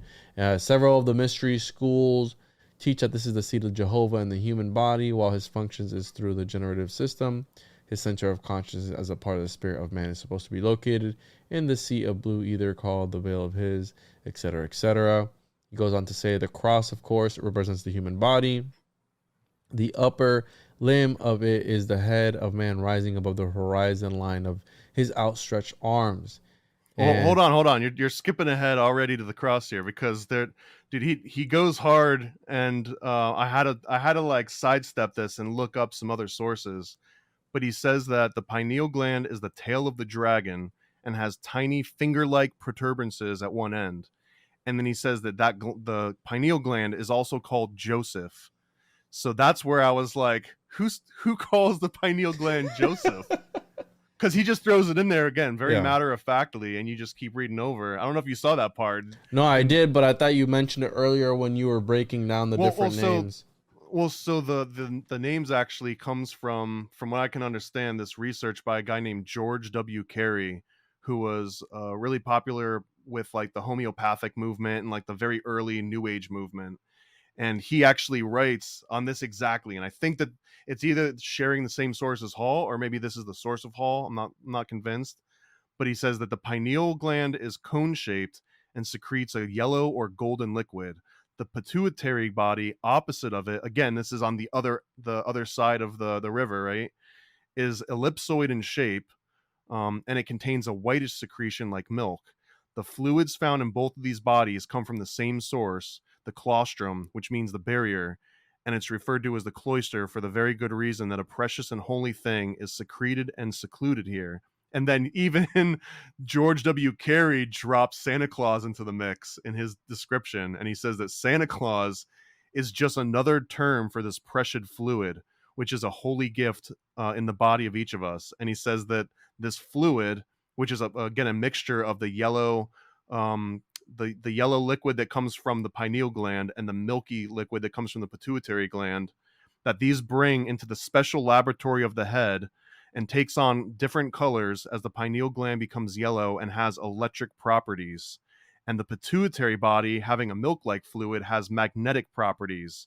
And this is where he says the two glands are the male and the female, the Joseph and Mary of the physical body, the parents of the spiritual the son, born in the solar plexus of each human being, which commences at exactly the age 12.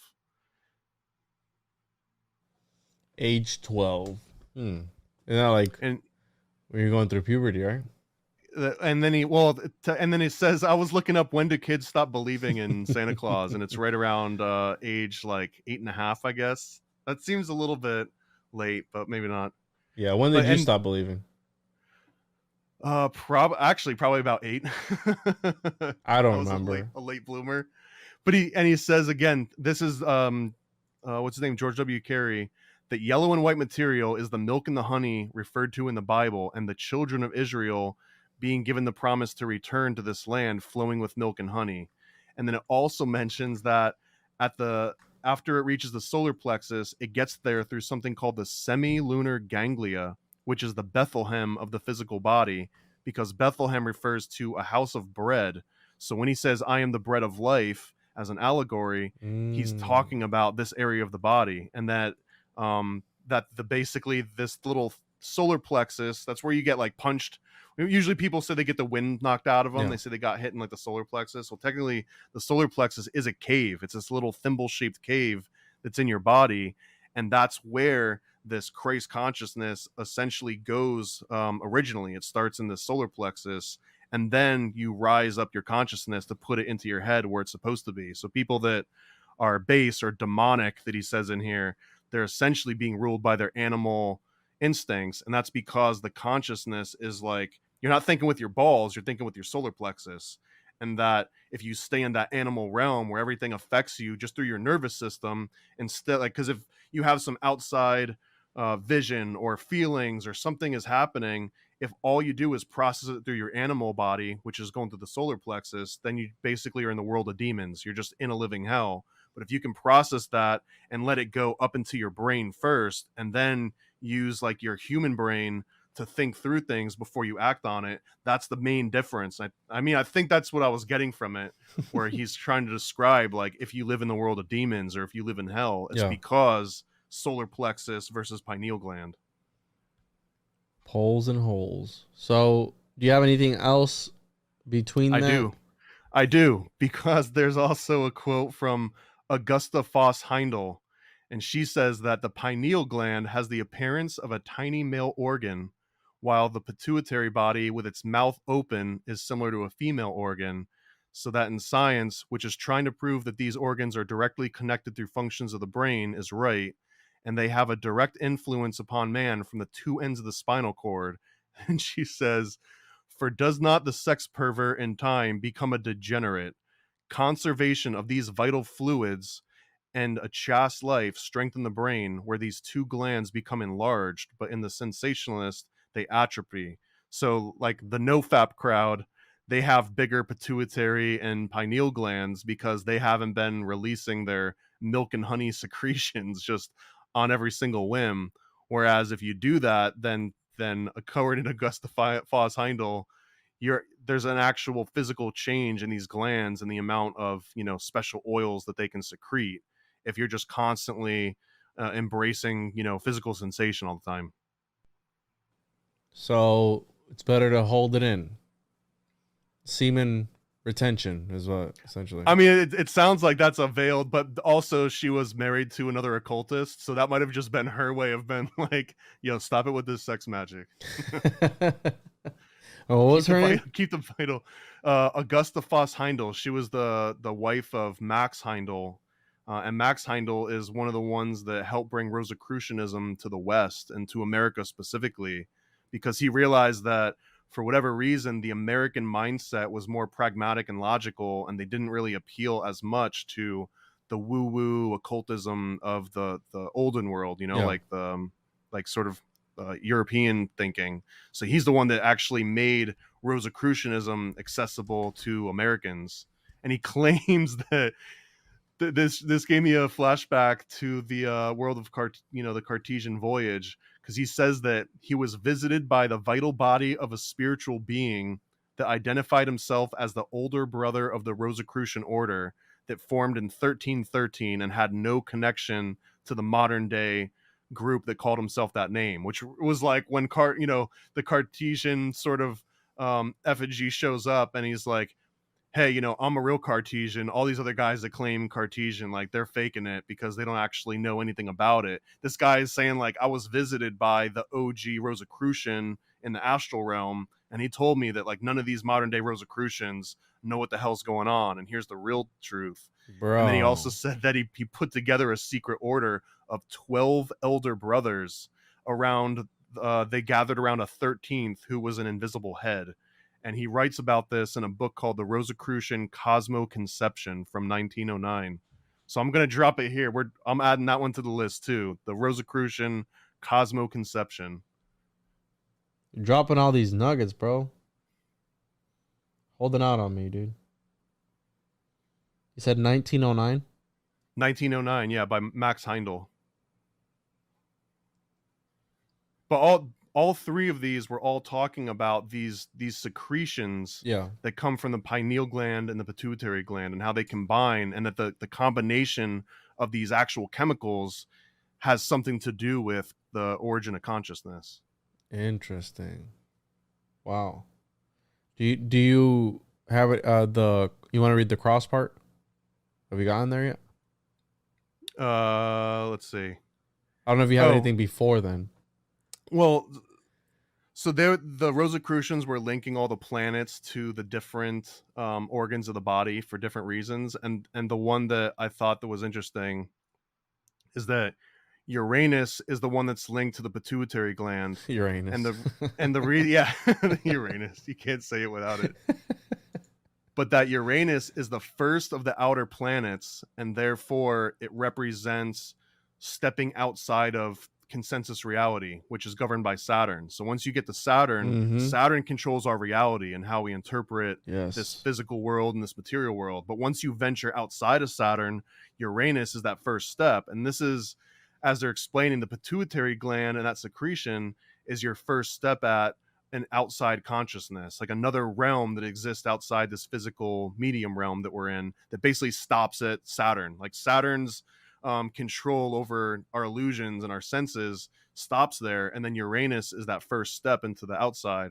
Well, then he also mentions, I'm not going to get into every single planet because we could be here forever, but he mentions that Pluto is the furthest planet away from the sun, and it's also the center of self-awareness, but it's the most difficult one to work with. And this is Max, right? This is just Rosicrucianism in general. I don't know exactly who put all these different pieces together. Technically, yeah, it came from the astral realm in the year 1313 or something, from the 12 elders and the 13 invisible head.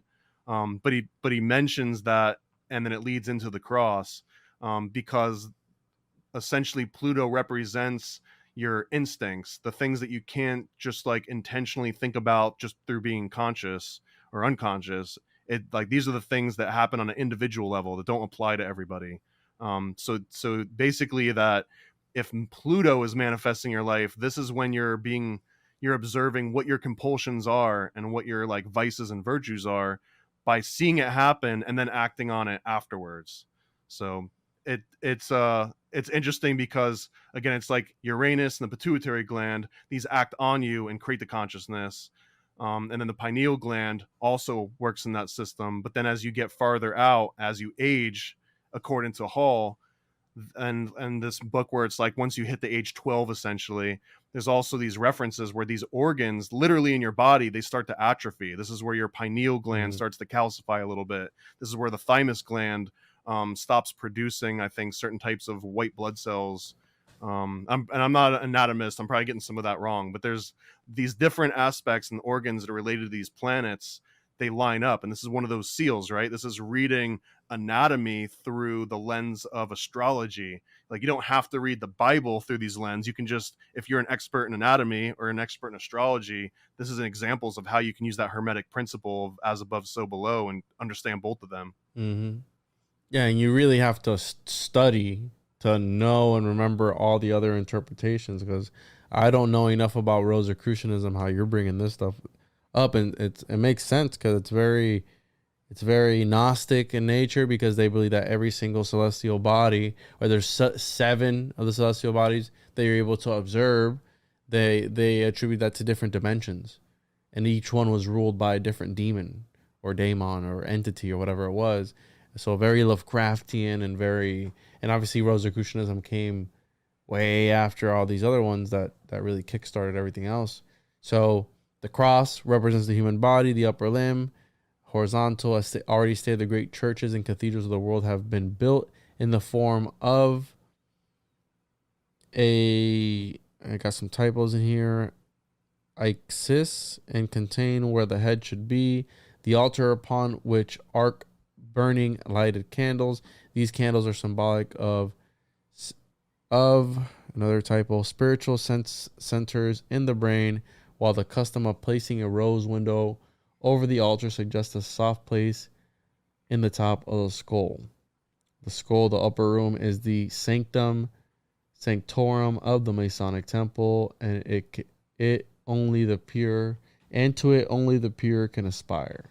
So you got some more Mason, and I forgot to read because I've seen different names for this book. We have the Occult Anatomy of Man, then we have another one that is the Occult Anatomy of Man, to which is added a treatise on occult masonry by Manly Palmer Hall. So, and then he probably took that off again after he became a Mason. Yeah, exactly. Erase that part. So we have the wing bone, which medical science knows as the sphenoid, is the Egyptian scarab carrying in its claws the pituitary body, and also bearing aloft the gleaming spark of immortality located in the frontal sinus. He goes, we are told in ancient mythologies that the gods came down from heaven and walked with men, instructing them in the arts and sciences. In a similar way, the godlike powers in man descend from the heaven world of his brain to carry on the work of constructing and reconstructing natural substances. And then he goes on to say, man is an inverted plant, I love that gaining his nourishment from the sun as the plant does from the earth. As the life of the plant ascends its stem to nourish its leaves and branches, so the life of man, rooted in the brain, descends to produce the same result. This life descending is symbolized as the world saviors who come down into the world to die for men. Later, these lives are returned again to the brain, where they glorify man before all the worlds of creation. So much for the story of the brain. Now let us consider the next of man's marvelous parts, namely the spinal column, which is part number 3, the spinal column. Connecting the two worlds, heaven above and the sphere of darkness below, is the spinal column, a chain of 33 segments protecting within them the spinal cord. This ladder of bones plays a very important part in religious symbolism of the ancients. It is often referred to as the winding road or stairway. Sometimes it is called the serpent. At other times, the wand or scepter. And he also mentions that Kundalini is a Sanskrit word for a serpentine or twisting gas or force. So that's where this, where he's going to start bringing up this kind of like snake symbolism of this, of kind of like the two snakes of the Caduceus. Did you know that there was a... He goes on to hear that ancient Hindus have a legend concerning the goddess Kundalini. Is that a god for them, Kundalini? You're asking the wrong person. I know about Kundalini energy, which is technically in this context is like Christ consciousness. Yes. So, in which it is said that she descended by means of a ladder or cord from heaven to a little island floating in the great sea. And then we have here Sodom and Gomorrah. There is a small plexus in the region of the kidneys called the Sagittarial plexus, which the ancients knew as the city of Tarsus, where St. Paul fought for the beast. Higher occultism teaches that the lotus blossoms nerve centers on the spine are reflections or negative poles bearing witness of 7 great positive centers of consciousness located in the brain. These 7 function through the centers on the spine in approximately the same way that the 7 spirits before the throne function through the planetary bodies. So it's kind of like what you were saying earlier with the Rosicrucians and the bodies and the celestial spheres, that they all have their own different function. And well, I want to get to my favorite part of this whole section, which was where Hall starts throwing shade at mediums. Oh, yes. Describing the difference between clairvoyance and mediums. And honestly, before I read this, I didn't even really know there was a huge difference between the two. Yeah, go ahead. Yeah, that one's further down. Go ahead. So I got we've got like 20 minutes here and like another 4 sections. So I figured we could start hitting the highlights. Let's do it.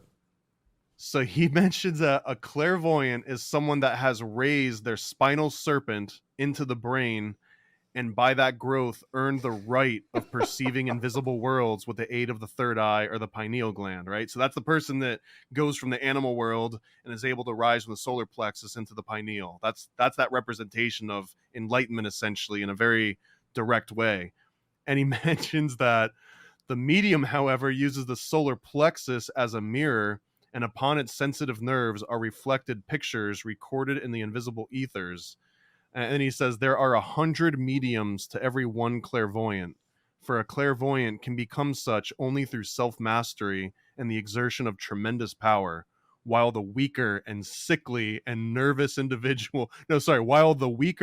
more sickly and the more nervous an individual is, the better medium he makes. The clairvoyant is unfolding his mind by filling it with useful knowledge, while the first instruction given to a would-be medium is make your mind a blank.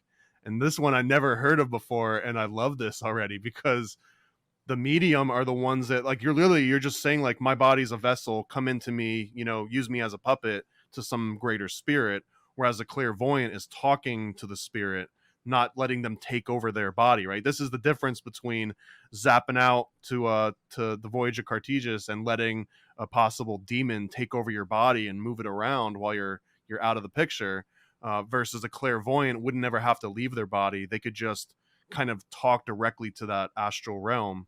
That's how I interpreted this, at least.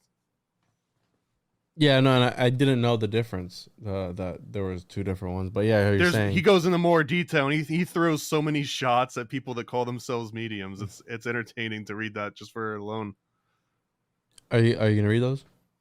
No, I mean I want to keep moving, man, because we got way more tangents we can get onto. So let's see here where we at.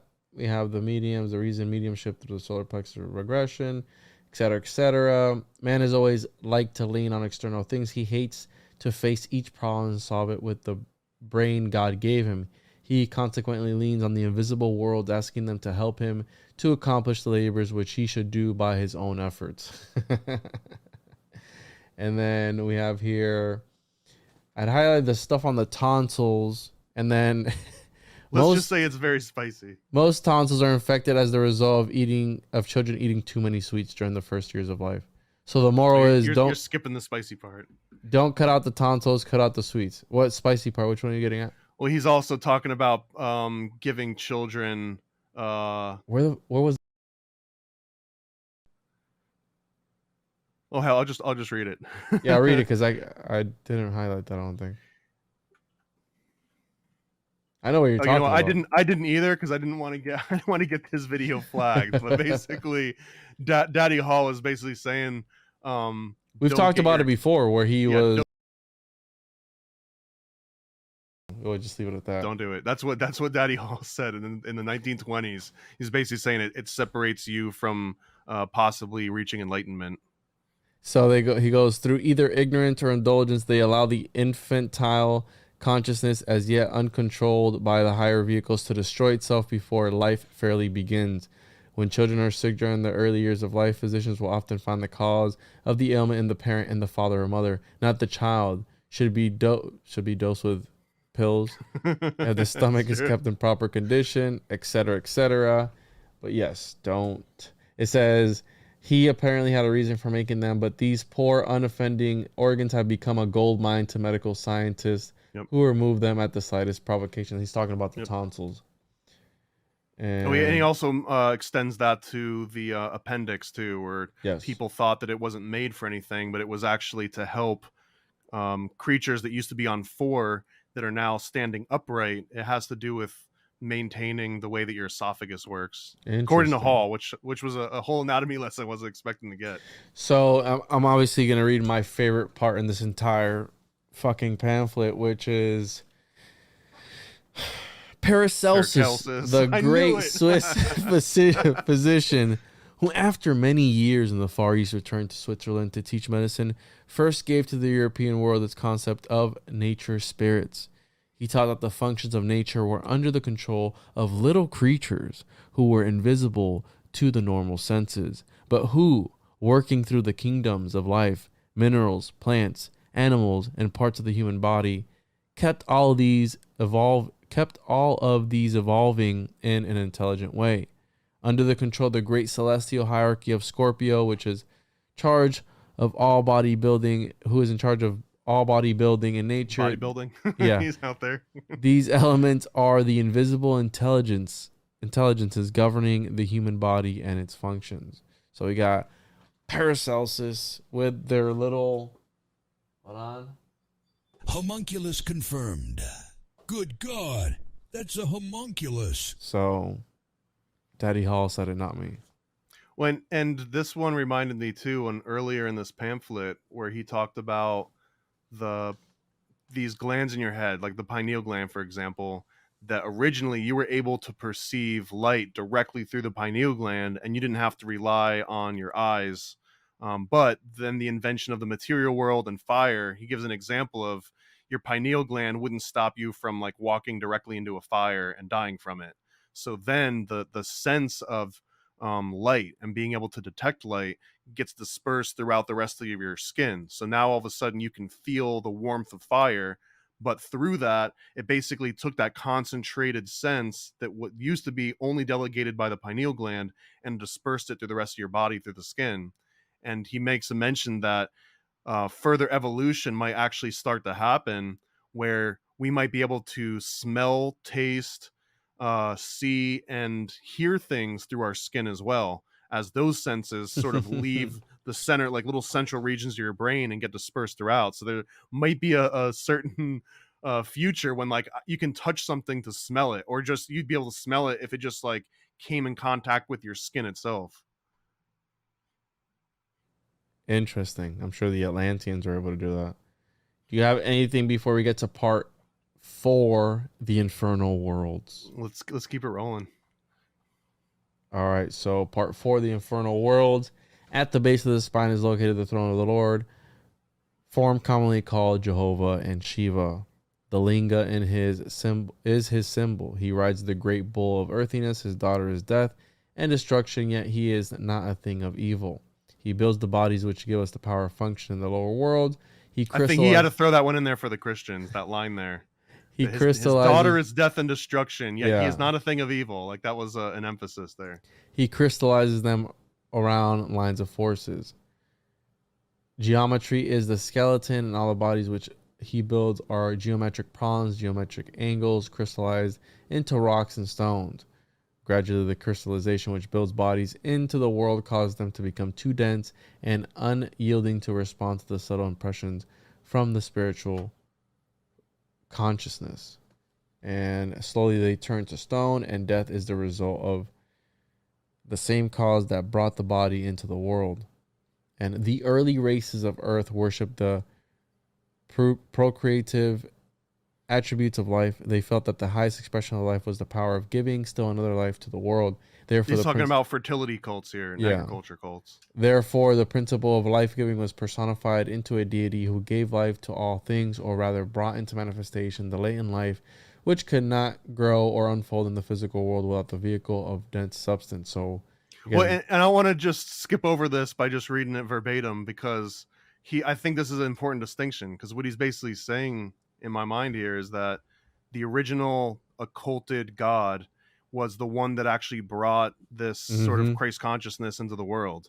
But over time, that sort of essence of like enlightenment or consciousnness, that gets lost, and then instead people start worshiping just the concept of life itself, which turns into fertility cults. And they mention that this is almost like the patriarchy versus the matriarchy, right? Like the male energy is supposed to be that consciousness coming in, whereas the female energy is life itself, actually being able to foster and create life. But because there's a difference, not in my words, but in like these occult sort of interpretations, that just because you can create life does, like, great, you can create a homunculus, right? But until you can actually invoke a spirit and put a spirit into that body, a soul, that's the real life. That's the thing that should actually be venerated, and not just the creation of life, period. So that's sort of the schism that I think happens way long ago. He's talking here about the early races of Earth worship the procreative attributes of life. Well, that maybe Atlantis would have been the patriarchal society that believed in the Christ consciousness as being worthy of their veneration. But then like these pagans and these, these sort of like, I guess he calls them like idiots or imbeciles earlier on, that they're the ones that look at like, oh, those two sex organs, when you bump those two sex organs together, a baby comes out. So therefore, let's just worship the sex organs, as opposed to what makes this baby different than a homunculus. My thing is acting up again. You want to take over for this part? Yes. So actually, right at the end of that line is the next big one that I bolded. And he says, to the occultist, birth is death and death is an awakening. The mystics of ancient days taught that to be born into the physical world was actually to enter into a tomb, for there's no other plane of nature so unresponsive and so limited as the earth world. Time and distance are prison bars, chaining the soul to a narrow environment. Heat and cold torment the soul. Age deprives it of its faculties, and man's life is but a preparation for death. As life is lived under the shadow of death, they taught that it is a mockery, a hollow thing, gilded to the careless eye, but tarnished and worm-eaten upon examination. The physical body became a tire tomb, the place in which a burial and where a spirit lays, awaiting the day of liberation, when as a virgin spark it should arise again broken from that urn of clay. That's the second time that he mentions that urn of clay. And in the previous case, he was talking about people like worshiping that urn of clay. But in this case, that urn is actually the prison. That's the thing that's keeping you. And again, hearkening back to the Cartesian Voyage episode, one of the things that stood out to me is when the guy writing the book that was going on all of these different astrological sort of adventures with Rene Descartes and his mentor, when he came back, he was basically saying that first he was scared that when he left his body, he wouldn't be able to get back into his body, therefore that he was going to be dead forever. But then when he actually was done with his little adventure and he was ready to come back home, he was even more scared because he thought, what if I jump back into my body and I'm never able to get back out of it again and go out into this astral realm and like learn everything? And in that case, that reminds me of this here, where they're saying that would actually be the human body being a prison. Like it's locking you into aging and death and time. Whereas when you're outside of it, you're free from all of this stuff. So Manly P. Hall, again, to the occultist, birth is death and death is an awakening. And it's the Santa Claus all over again. Yikes. And this also, when he says the physical body became the sepulcher, is that how you say that? Mm-hmm. Tire tomb in place of the burial in which he goes, where he said about but tarnished and worm-eaten upon close examination. They say that when he died, his body was found and had like flies or ants coming out of like all his crevices. Like it was kind of weird. So I mean, that kind of happens though, right? I don't know, bro. Like he was murdered, but we can talk about that on another episode. But I just found that weird. Do you have anything else on? Yeah. So the last thing that he mentions, he says, among most peoples, a demon is symbolized as part animal and part human. And I'm gonna insert some words that I think belonged in here. He says, because he dwells in the animal nature of man and is controlled by their appetites, their likes, their desires, their hates and fears. You need no further damnation, for you've built your own hell and are experiencing its torments. So I think this gives some insight as to what Manly P. Hall thought of when it came to the concepts of like heaven and hell and demons and angels. He's basically saying that a demon is just those base animal instincts that keeps you from, using your human brain and your intellect. And that if you're just guided by your animal instincts, then that is what hell is. He goes on to say the generative system is gradually being absorbed into the brain, and the man of the next great period will generate its progenies, or at least form vehicles for them through the larynx, which is the organ of the spoken word. We're told that a small etheric body, which will later be the organ of positive reproduction, is gradually being built near the larynx. I feel like there's something occult there that I didn't pick up on either. But he's saying that in the future, you'll just be able to speak bodies into existence. Etheric body. But if you go with, just hit the fucking button. I'm gonna hit the button. Good God, that's a homunculus certified motherfucker. Homunculus. But I think this plays into the same as above, so below, because just in, like the Bible, where God basically creates the world by speaking it into existence. First, there was the word. He creates it through vibration. I think this is just saying that at some point humans will evolve to where we can also mimic that same, in the image of God, where we can also just speak something into existence, to tie back to that word Aum. Aum is at the heart of this. That's being able to take that original unbridled energy, harness it, and then construct something specific with it. Certain occult schools have taught that the spiritual consciousness of man was not fixed in any point of the body, but was in whatever part of man his thoughts dwell. We know that there are 3 worlds where man may dwell. The first is his mental world, where he may live surrounded by his thoughts, his dreams, and aspirations. The second is his human world, where he may be one of the great middle class, which thinks a little, eats a little, sleeps a little, and worries unceasingly. I got some typos here. The third possible home is his animal world, where he may dwell in the midst of passions, lusts, and hates, which burn his soul and consume his body. The history of the primitive races shows that they have risen through all of these stages until at last a few have become truly thinking creatures. Well, I think he's missing a world here too, because he didn't know about the virtual world, which and I'm not even joking about that, because the virtual world is not the same as your mental world. It's almost like a midway between the human world and the mental world, because it's got all the things from our human world, but it's like, you know, we're not fully invested in it, or vice versa. So I mean, I would love to know what Manly Palmer Hall would think about augmented reality and virtual reality. The story of man's soul is written in his blood. The position he occupies in evolution, his hopes, and his fears are all imprinted on the etheric forms which flow through his bloodstream. Until red blood comes into the body, the spirit of man could not enter, but hovered over the body, attached to it by an electric thread. Interesting. By studying crickets, grasshoppers, and similarly small creatures clairvoyantly. I got this image of Manly Palmer Hall just out in his garden, like, I'm talking to the crickets right now. I'm using my clairvoyance to look at the energy of the crickets. It is possible to observe impulses from the little globes hovering over their bodies, which result in the primitive motion and sense which they demonstrate.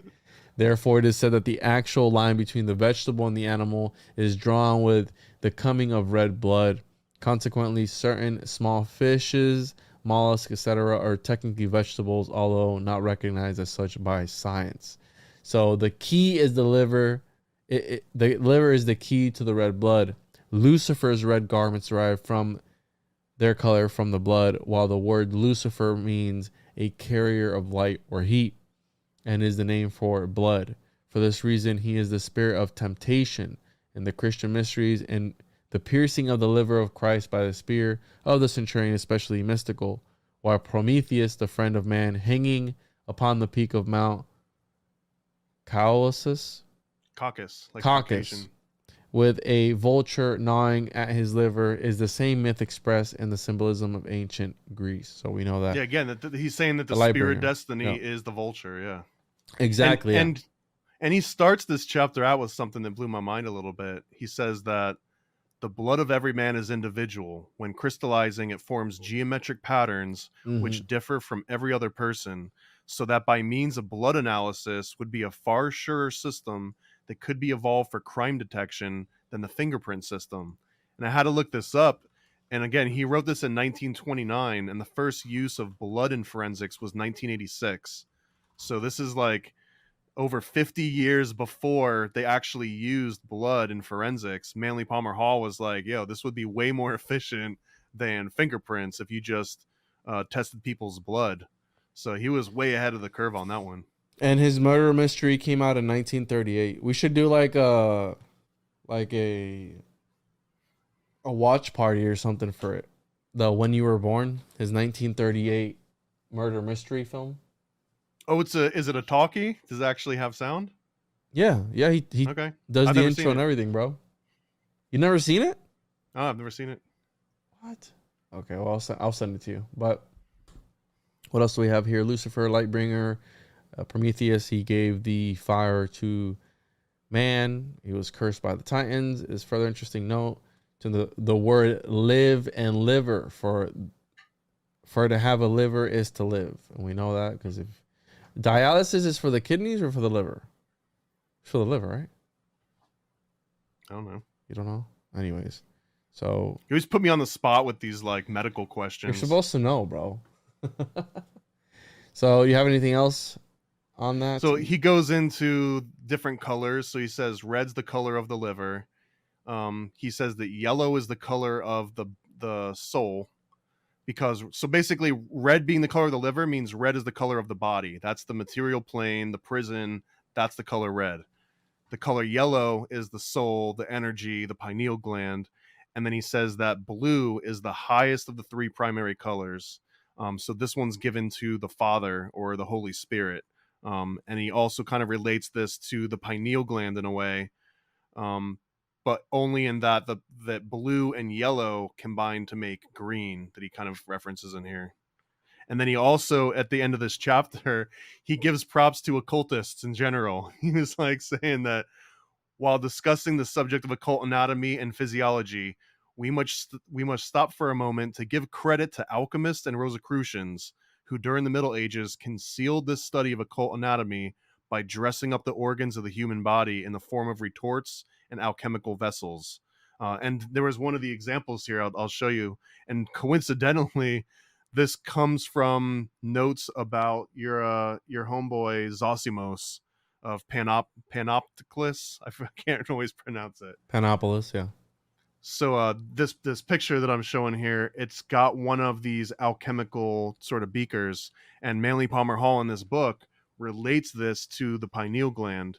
Whereas, like, you can see, here's where all of the liquid and the substance that you're trying to concentrate gets concentrated, and then down here is where it kind of drips out from the end. So this is basically the bottom of the pineal gland secreting this golden yellow substance into the rest of the body, and that how alchemists were basically just repeating this exact same process that's happening inside the body outside the body, and that this is part of their whole alchemical work, is recreating, you know, alchemy not through the transmutation of gold, but the transmutation of this golden substance that's secreted by the pineal gland. Interesting. We have the alchemical furnace was the human body. The fire that burned it was at the base of the spine. The chimney was the spinal cord, up which the vapors passed to be gathered again and distilled in the brain. This was indeed a secret system brought to Europe from the Far East, where for centuries it has been considered the highest form of religion.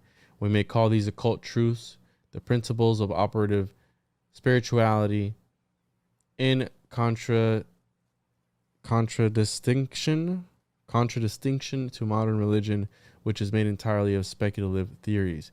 People do not dream that religion is physiological, nor would they believe that their salvation depends entirely on scientific uses of the life elements and forces within their own bodies. But in spite of all that may be said to the contrary, such is the case. So we have here the last part, right? Let me double check. Well, no, so he's got occult embryology.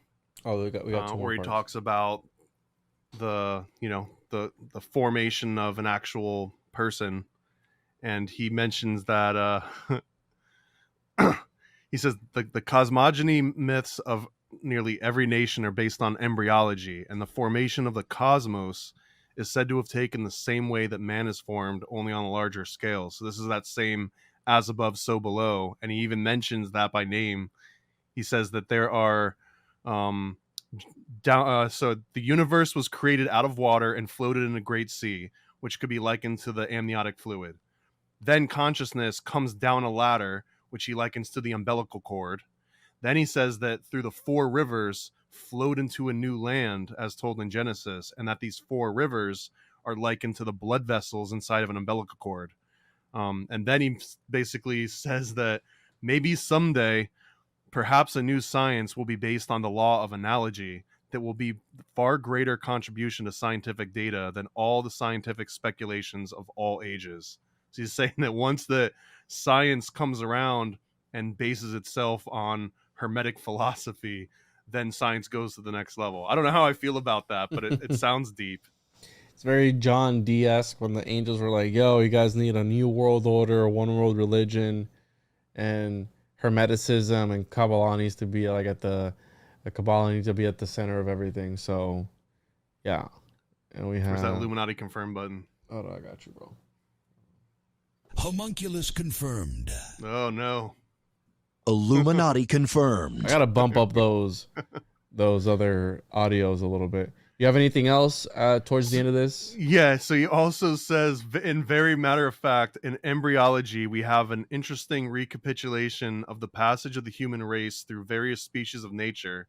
And he's basically talking, if you watch a human embryo as it grows, like first it starts out as like a little like minnow, and then it turns into like a little fish looking thing, and then it turns into a little lizard looking thing, and then a little bird looking thing.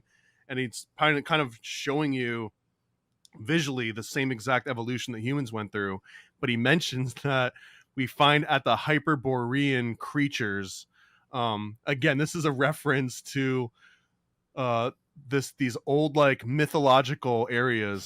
So the Hyperboreans were assumed to have lived in like the North Pole area, basically, and they were written about by a bunch of different sort of like ancient writers.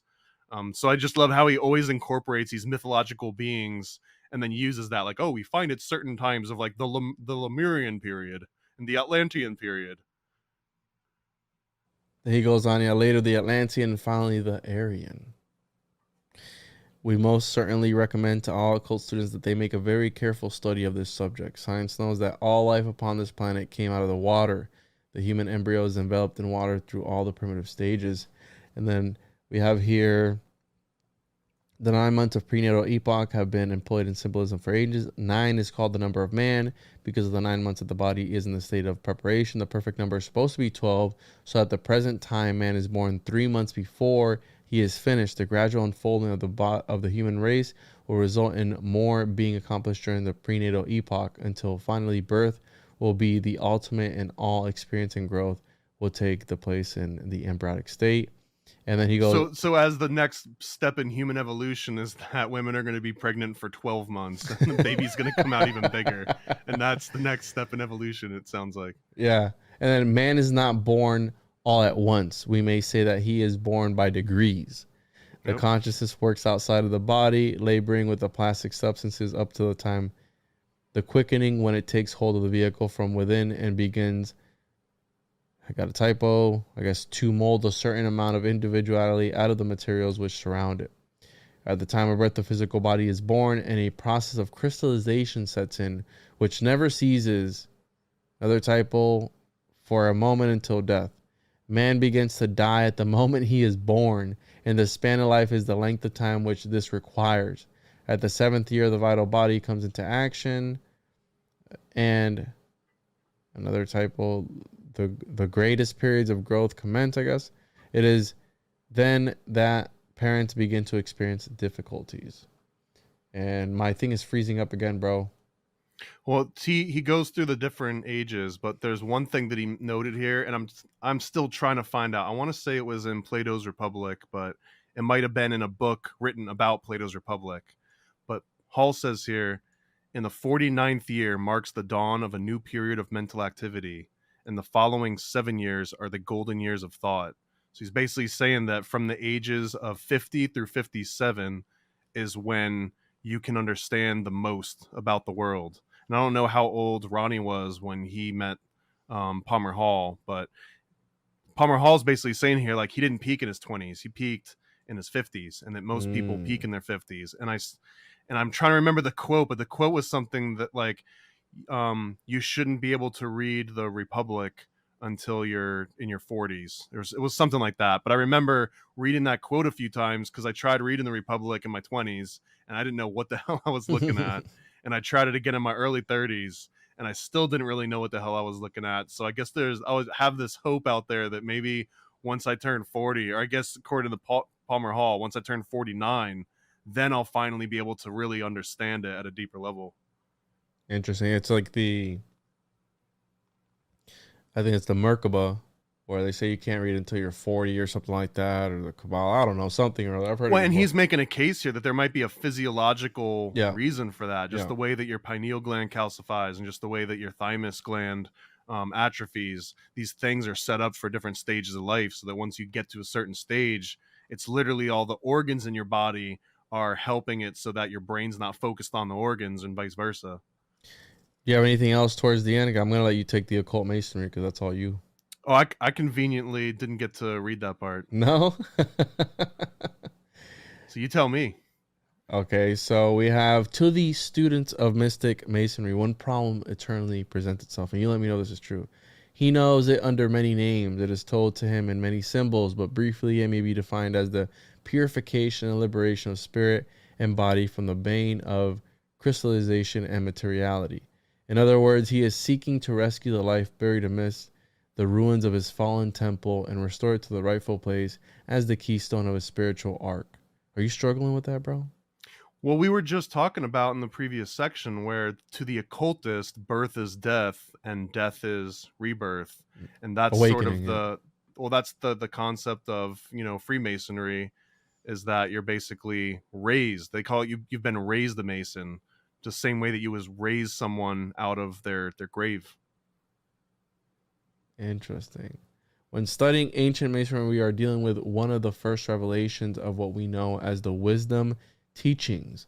Like other great mysteries, it consists of solutions to problems of everyday existence.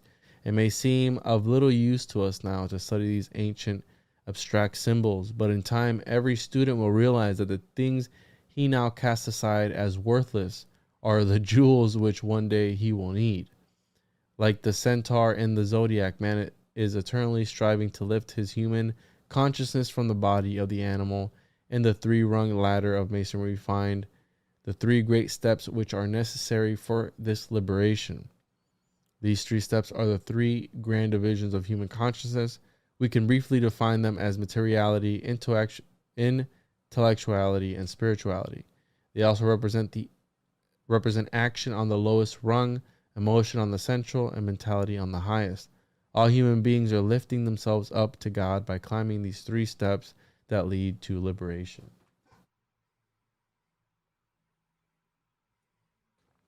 When we have united these three manifestations into harmonious balance, we then have the flaming triangle. And wasn't that in the Initiates of the Flame, bro? Wasn't the It flaming is, triangle? bro. That is. That's exactly where it came from. The ancients declared God as the dot in the center to be unknowable, but said that he manifested through his three witnesses, the Father, the Son, and the Holy Spirit. And those are also the three witnesses of Hiram Abiff, right? The ones that kill him? Wasn't it three? It was three ruffians, yeah. And so the Holy Spirit, the part of God which is within each of us can manifest only through his three witnesses. The Father manifests through our thoughts, the Son through our emotions, and the Holy Spirit through our actions. When we balance our thoughts, our desires, and our actions, we have an equilateral triangle. So that's where Daddy Pythagoras comes in, because, the Pythagorean theorem. And to Masons, it's the 47th proposition of Euclid. Is that something to them? The 47th proposition? It's the same reference, but that one I believe predates Pythagoras. It's the same formula. Mm-hmm. Yeah. Interesting. So we have Masons are all about trying to cite the earliest version of something and then taking credit for it. a Masonic symbols is the beehive, called the symbol of industry, for it clearly demonstrates how man should cooperate with his fellow men for the mutual development of all. It also contains a much deeper message. For each living soul is a bee that travels through life and gathers the pollen of wisdom from the environment and experiences of life. Does this mean the bee movie is actually a Masonic parable? Oof. I don't know, bro, but we need to rewatch the bee movie now. And I've never seen it. I've never seen it. So it's worth. I'm pretty sure it's got like a reptilian angle to it. Really? Yeah. If you haven't seen it, I think you should in particular. I'll watch it with my son. As the bee gathers the honey from the heart of the flowers, so each of us should extract the spiritual nectar from each happening, each joy and each sorrow, and incorporate it into the great beehive of experience, the soul body of man. In the same way, it is said that the spiritual energies of man eternally take the life forces he is transmuting and carry them up into the beehive in the brain where is kept the honey or oil necessary for the sustenance of the life. And last night, bro, we were talking about the I forgot what it was. You ever hear people covering their bodies in honey? You ever heard of it? God, we were looking at it last night. Anyways, I'll find the name of it. But I'm just thinking about that right now, where it's called the Mellified man. You ever heard about that? Mm-mm. Dude, look that shit up. Oh my god. So the ancient gods are said to have lived on nectar and not have eaten or drunk like other men. And we go on here. An ancient philosopher once said that the bees extract honey from the pollen of the flowers, while from the same source the spider extracts poison. The problem which then confronts us is, are we bees or are we spiders? And don't Masons worship some spider god or something like that? Or is that on The Simpsons? No, no, no. Masons don't worship a spider god that I'm aware of. Do we transform the experiences of life into honey, or do we change them into poison? Do they lift us, or do we eternally rebel against the pricks? Many people become soured by experience, but the wise one takes the honey and builds it into the beehive of his own spiritual nature. Did pricks have the same meaning in 1929? I wonder, because that phrase, do they lift us or do we eternally rebel against the pricks? I almost feel like that works regardless of if you knew what that word meant at the time or not. No, I don't. I think maybe prick. I mean, when you prick something, you pricking it, right? But a prick nowadays, well, we could look it up. Do we eternally rebel against the pricks? I say we do. You think so? Etymology, prick. Let's see here. The word comes from the Middle English prick, which originated Old English prick up, point, puncture, particle, small portion of space or time. The meaning of prick as pointed weapon or dagger, first noted in the 16th century. I think this prick means like a dick. You think so? I think so. Like, you little prick. It's like calling someone a little dick. So I have here, he gets into the yod, the lion's paw, the spirit in man with its eyes that see in the dark is the ever striving to lift their lower side of their own nature into union itself. And then he goes on here saying, we often hear the expression riding the goat or climbing the grease pole. This is of symbolic import to those who have eyes to see. For when man masters his lower animal nature, he can say honestly that he is riding the goat, and if he cannot ride the goat, he cannot enter the temple of initiation. The grease pole which he must climb refers undoubtedly to the spinal column, and it is only when the consciousness of man climbs up the spinal column in the brain that he can take the degrees of Freemasonry. So climb those poles, baby. Dude, let me show you something. If you look at old Masonic catalogs from the early, I guess 20th, 19th centuries, but there's this thing called a bucking goat. Here's another one. Is there a bigger picture of this? Here we go. But these were actual skinned, like an actual goat that they would kill and then put on this little contraption. That's creepy as fuck, bro. And they would have you sit on it and try to like knock you off of it, basically. The bucking goat. Yeah, I mean, it's the same thing as when you go to like a country western bar and it's got the big like buckaroo, whatever the hell they call it, like the bucking bronco that you sit on. So here's the old versions of this. But basically, it was like a fun little like parlor gag that they'd bring in the initiate and literally make them ride a goat. And I think that probably in earlier versions of Masonry, it was a real goat that you'd have to ride. But over time, like they became more civilized and started making these bucking goat sort of contraptions that reenacted the same thing. But it was just this very symbolic version of what Manly P. Hall is saying, is that if you can ride the goat, it means that you've mastered your animal consciousness, right? You can bring your thoughts from out of the solar plexus and the pineal gland. But here you've got, I mean, I don't know. It's just so funny that they were literally putting old dudes on goats and like, oh, can you stand on? Are you riding the goat? And it was just like a way to make fun of it. And they say that like, you're the GOAT, or, Kobe was the GOAT, or LeBron is the GOAT. They always say that, oh, you're the GOAT, is the greatest of all time. Is that, you think that plays into this?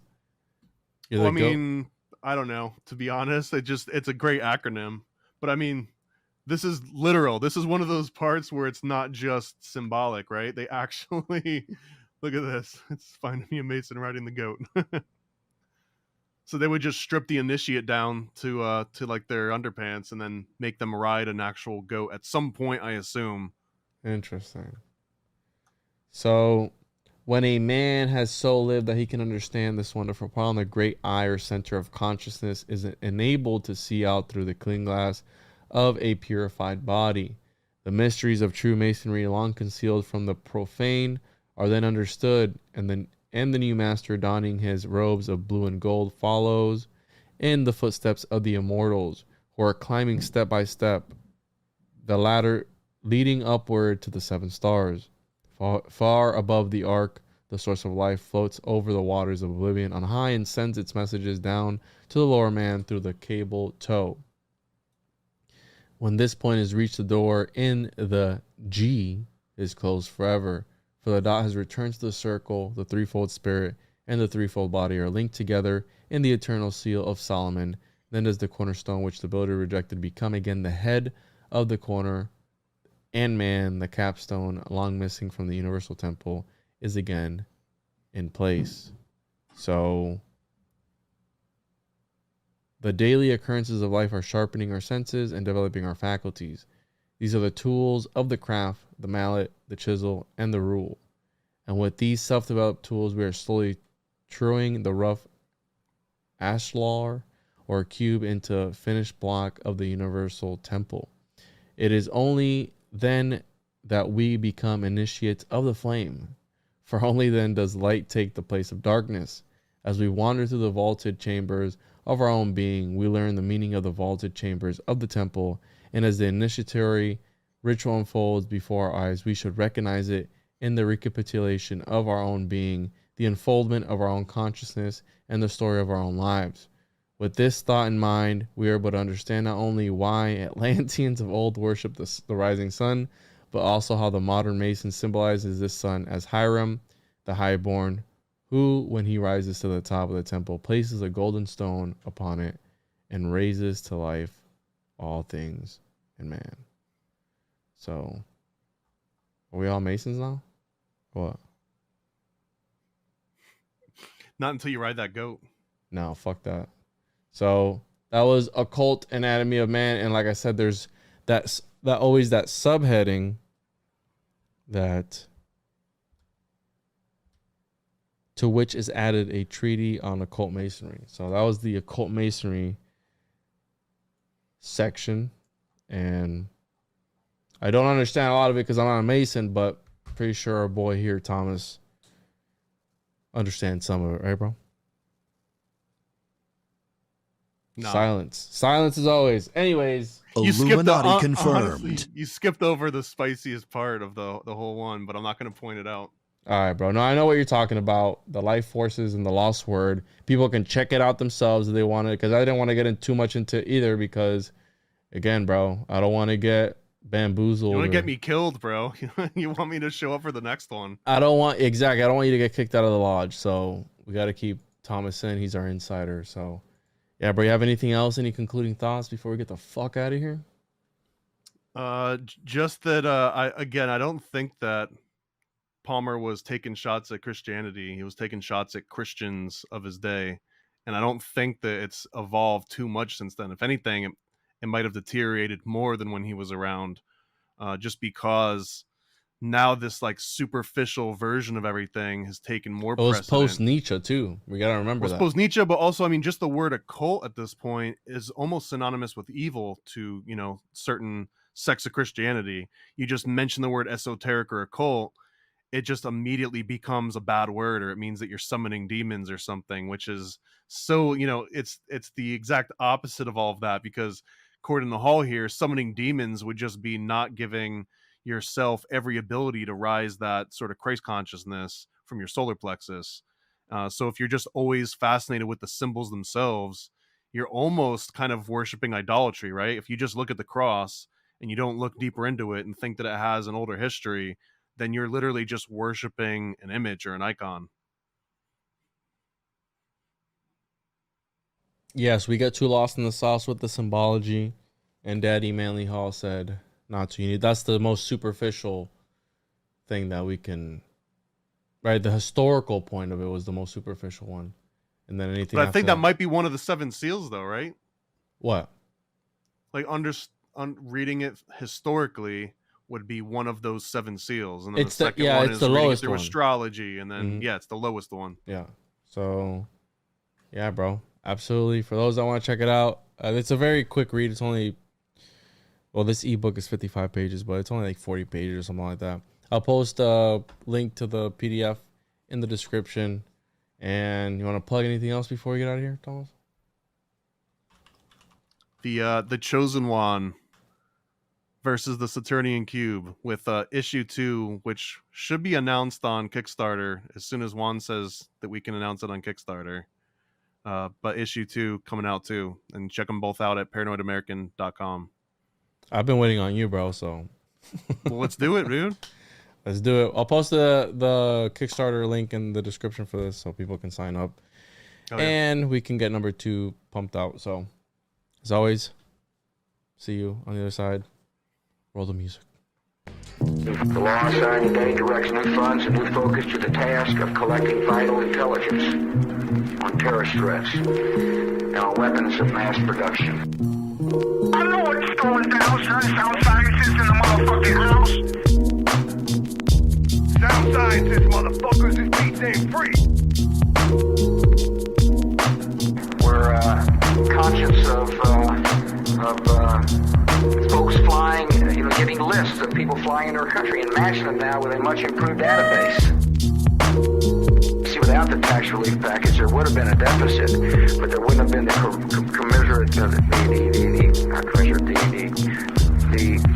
kick to our economy that occurred as a result of the tax relief. Some of the other members of the crew are here as well. Where are they, Robbie? Where are the members of your crew? Well, they must have couldn't pass the security check.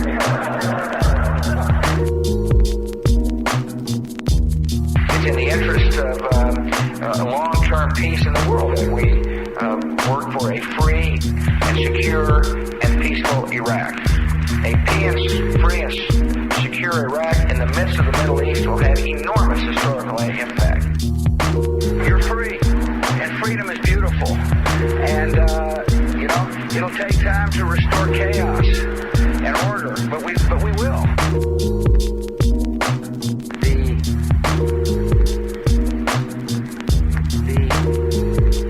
The frankly mood of the world would have been astounded had the United States acted unilaterally in trying to deal with Al-Qaeda in that part of the world. The law assigned today directs new funds and new focus to the task of collecting vital intelligence on terrorist threats and on weapons of mass production.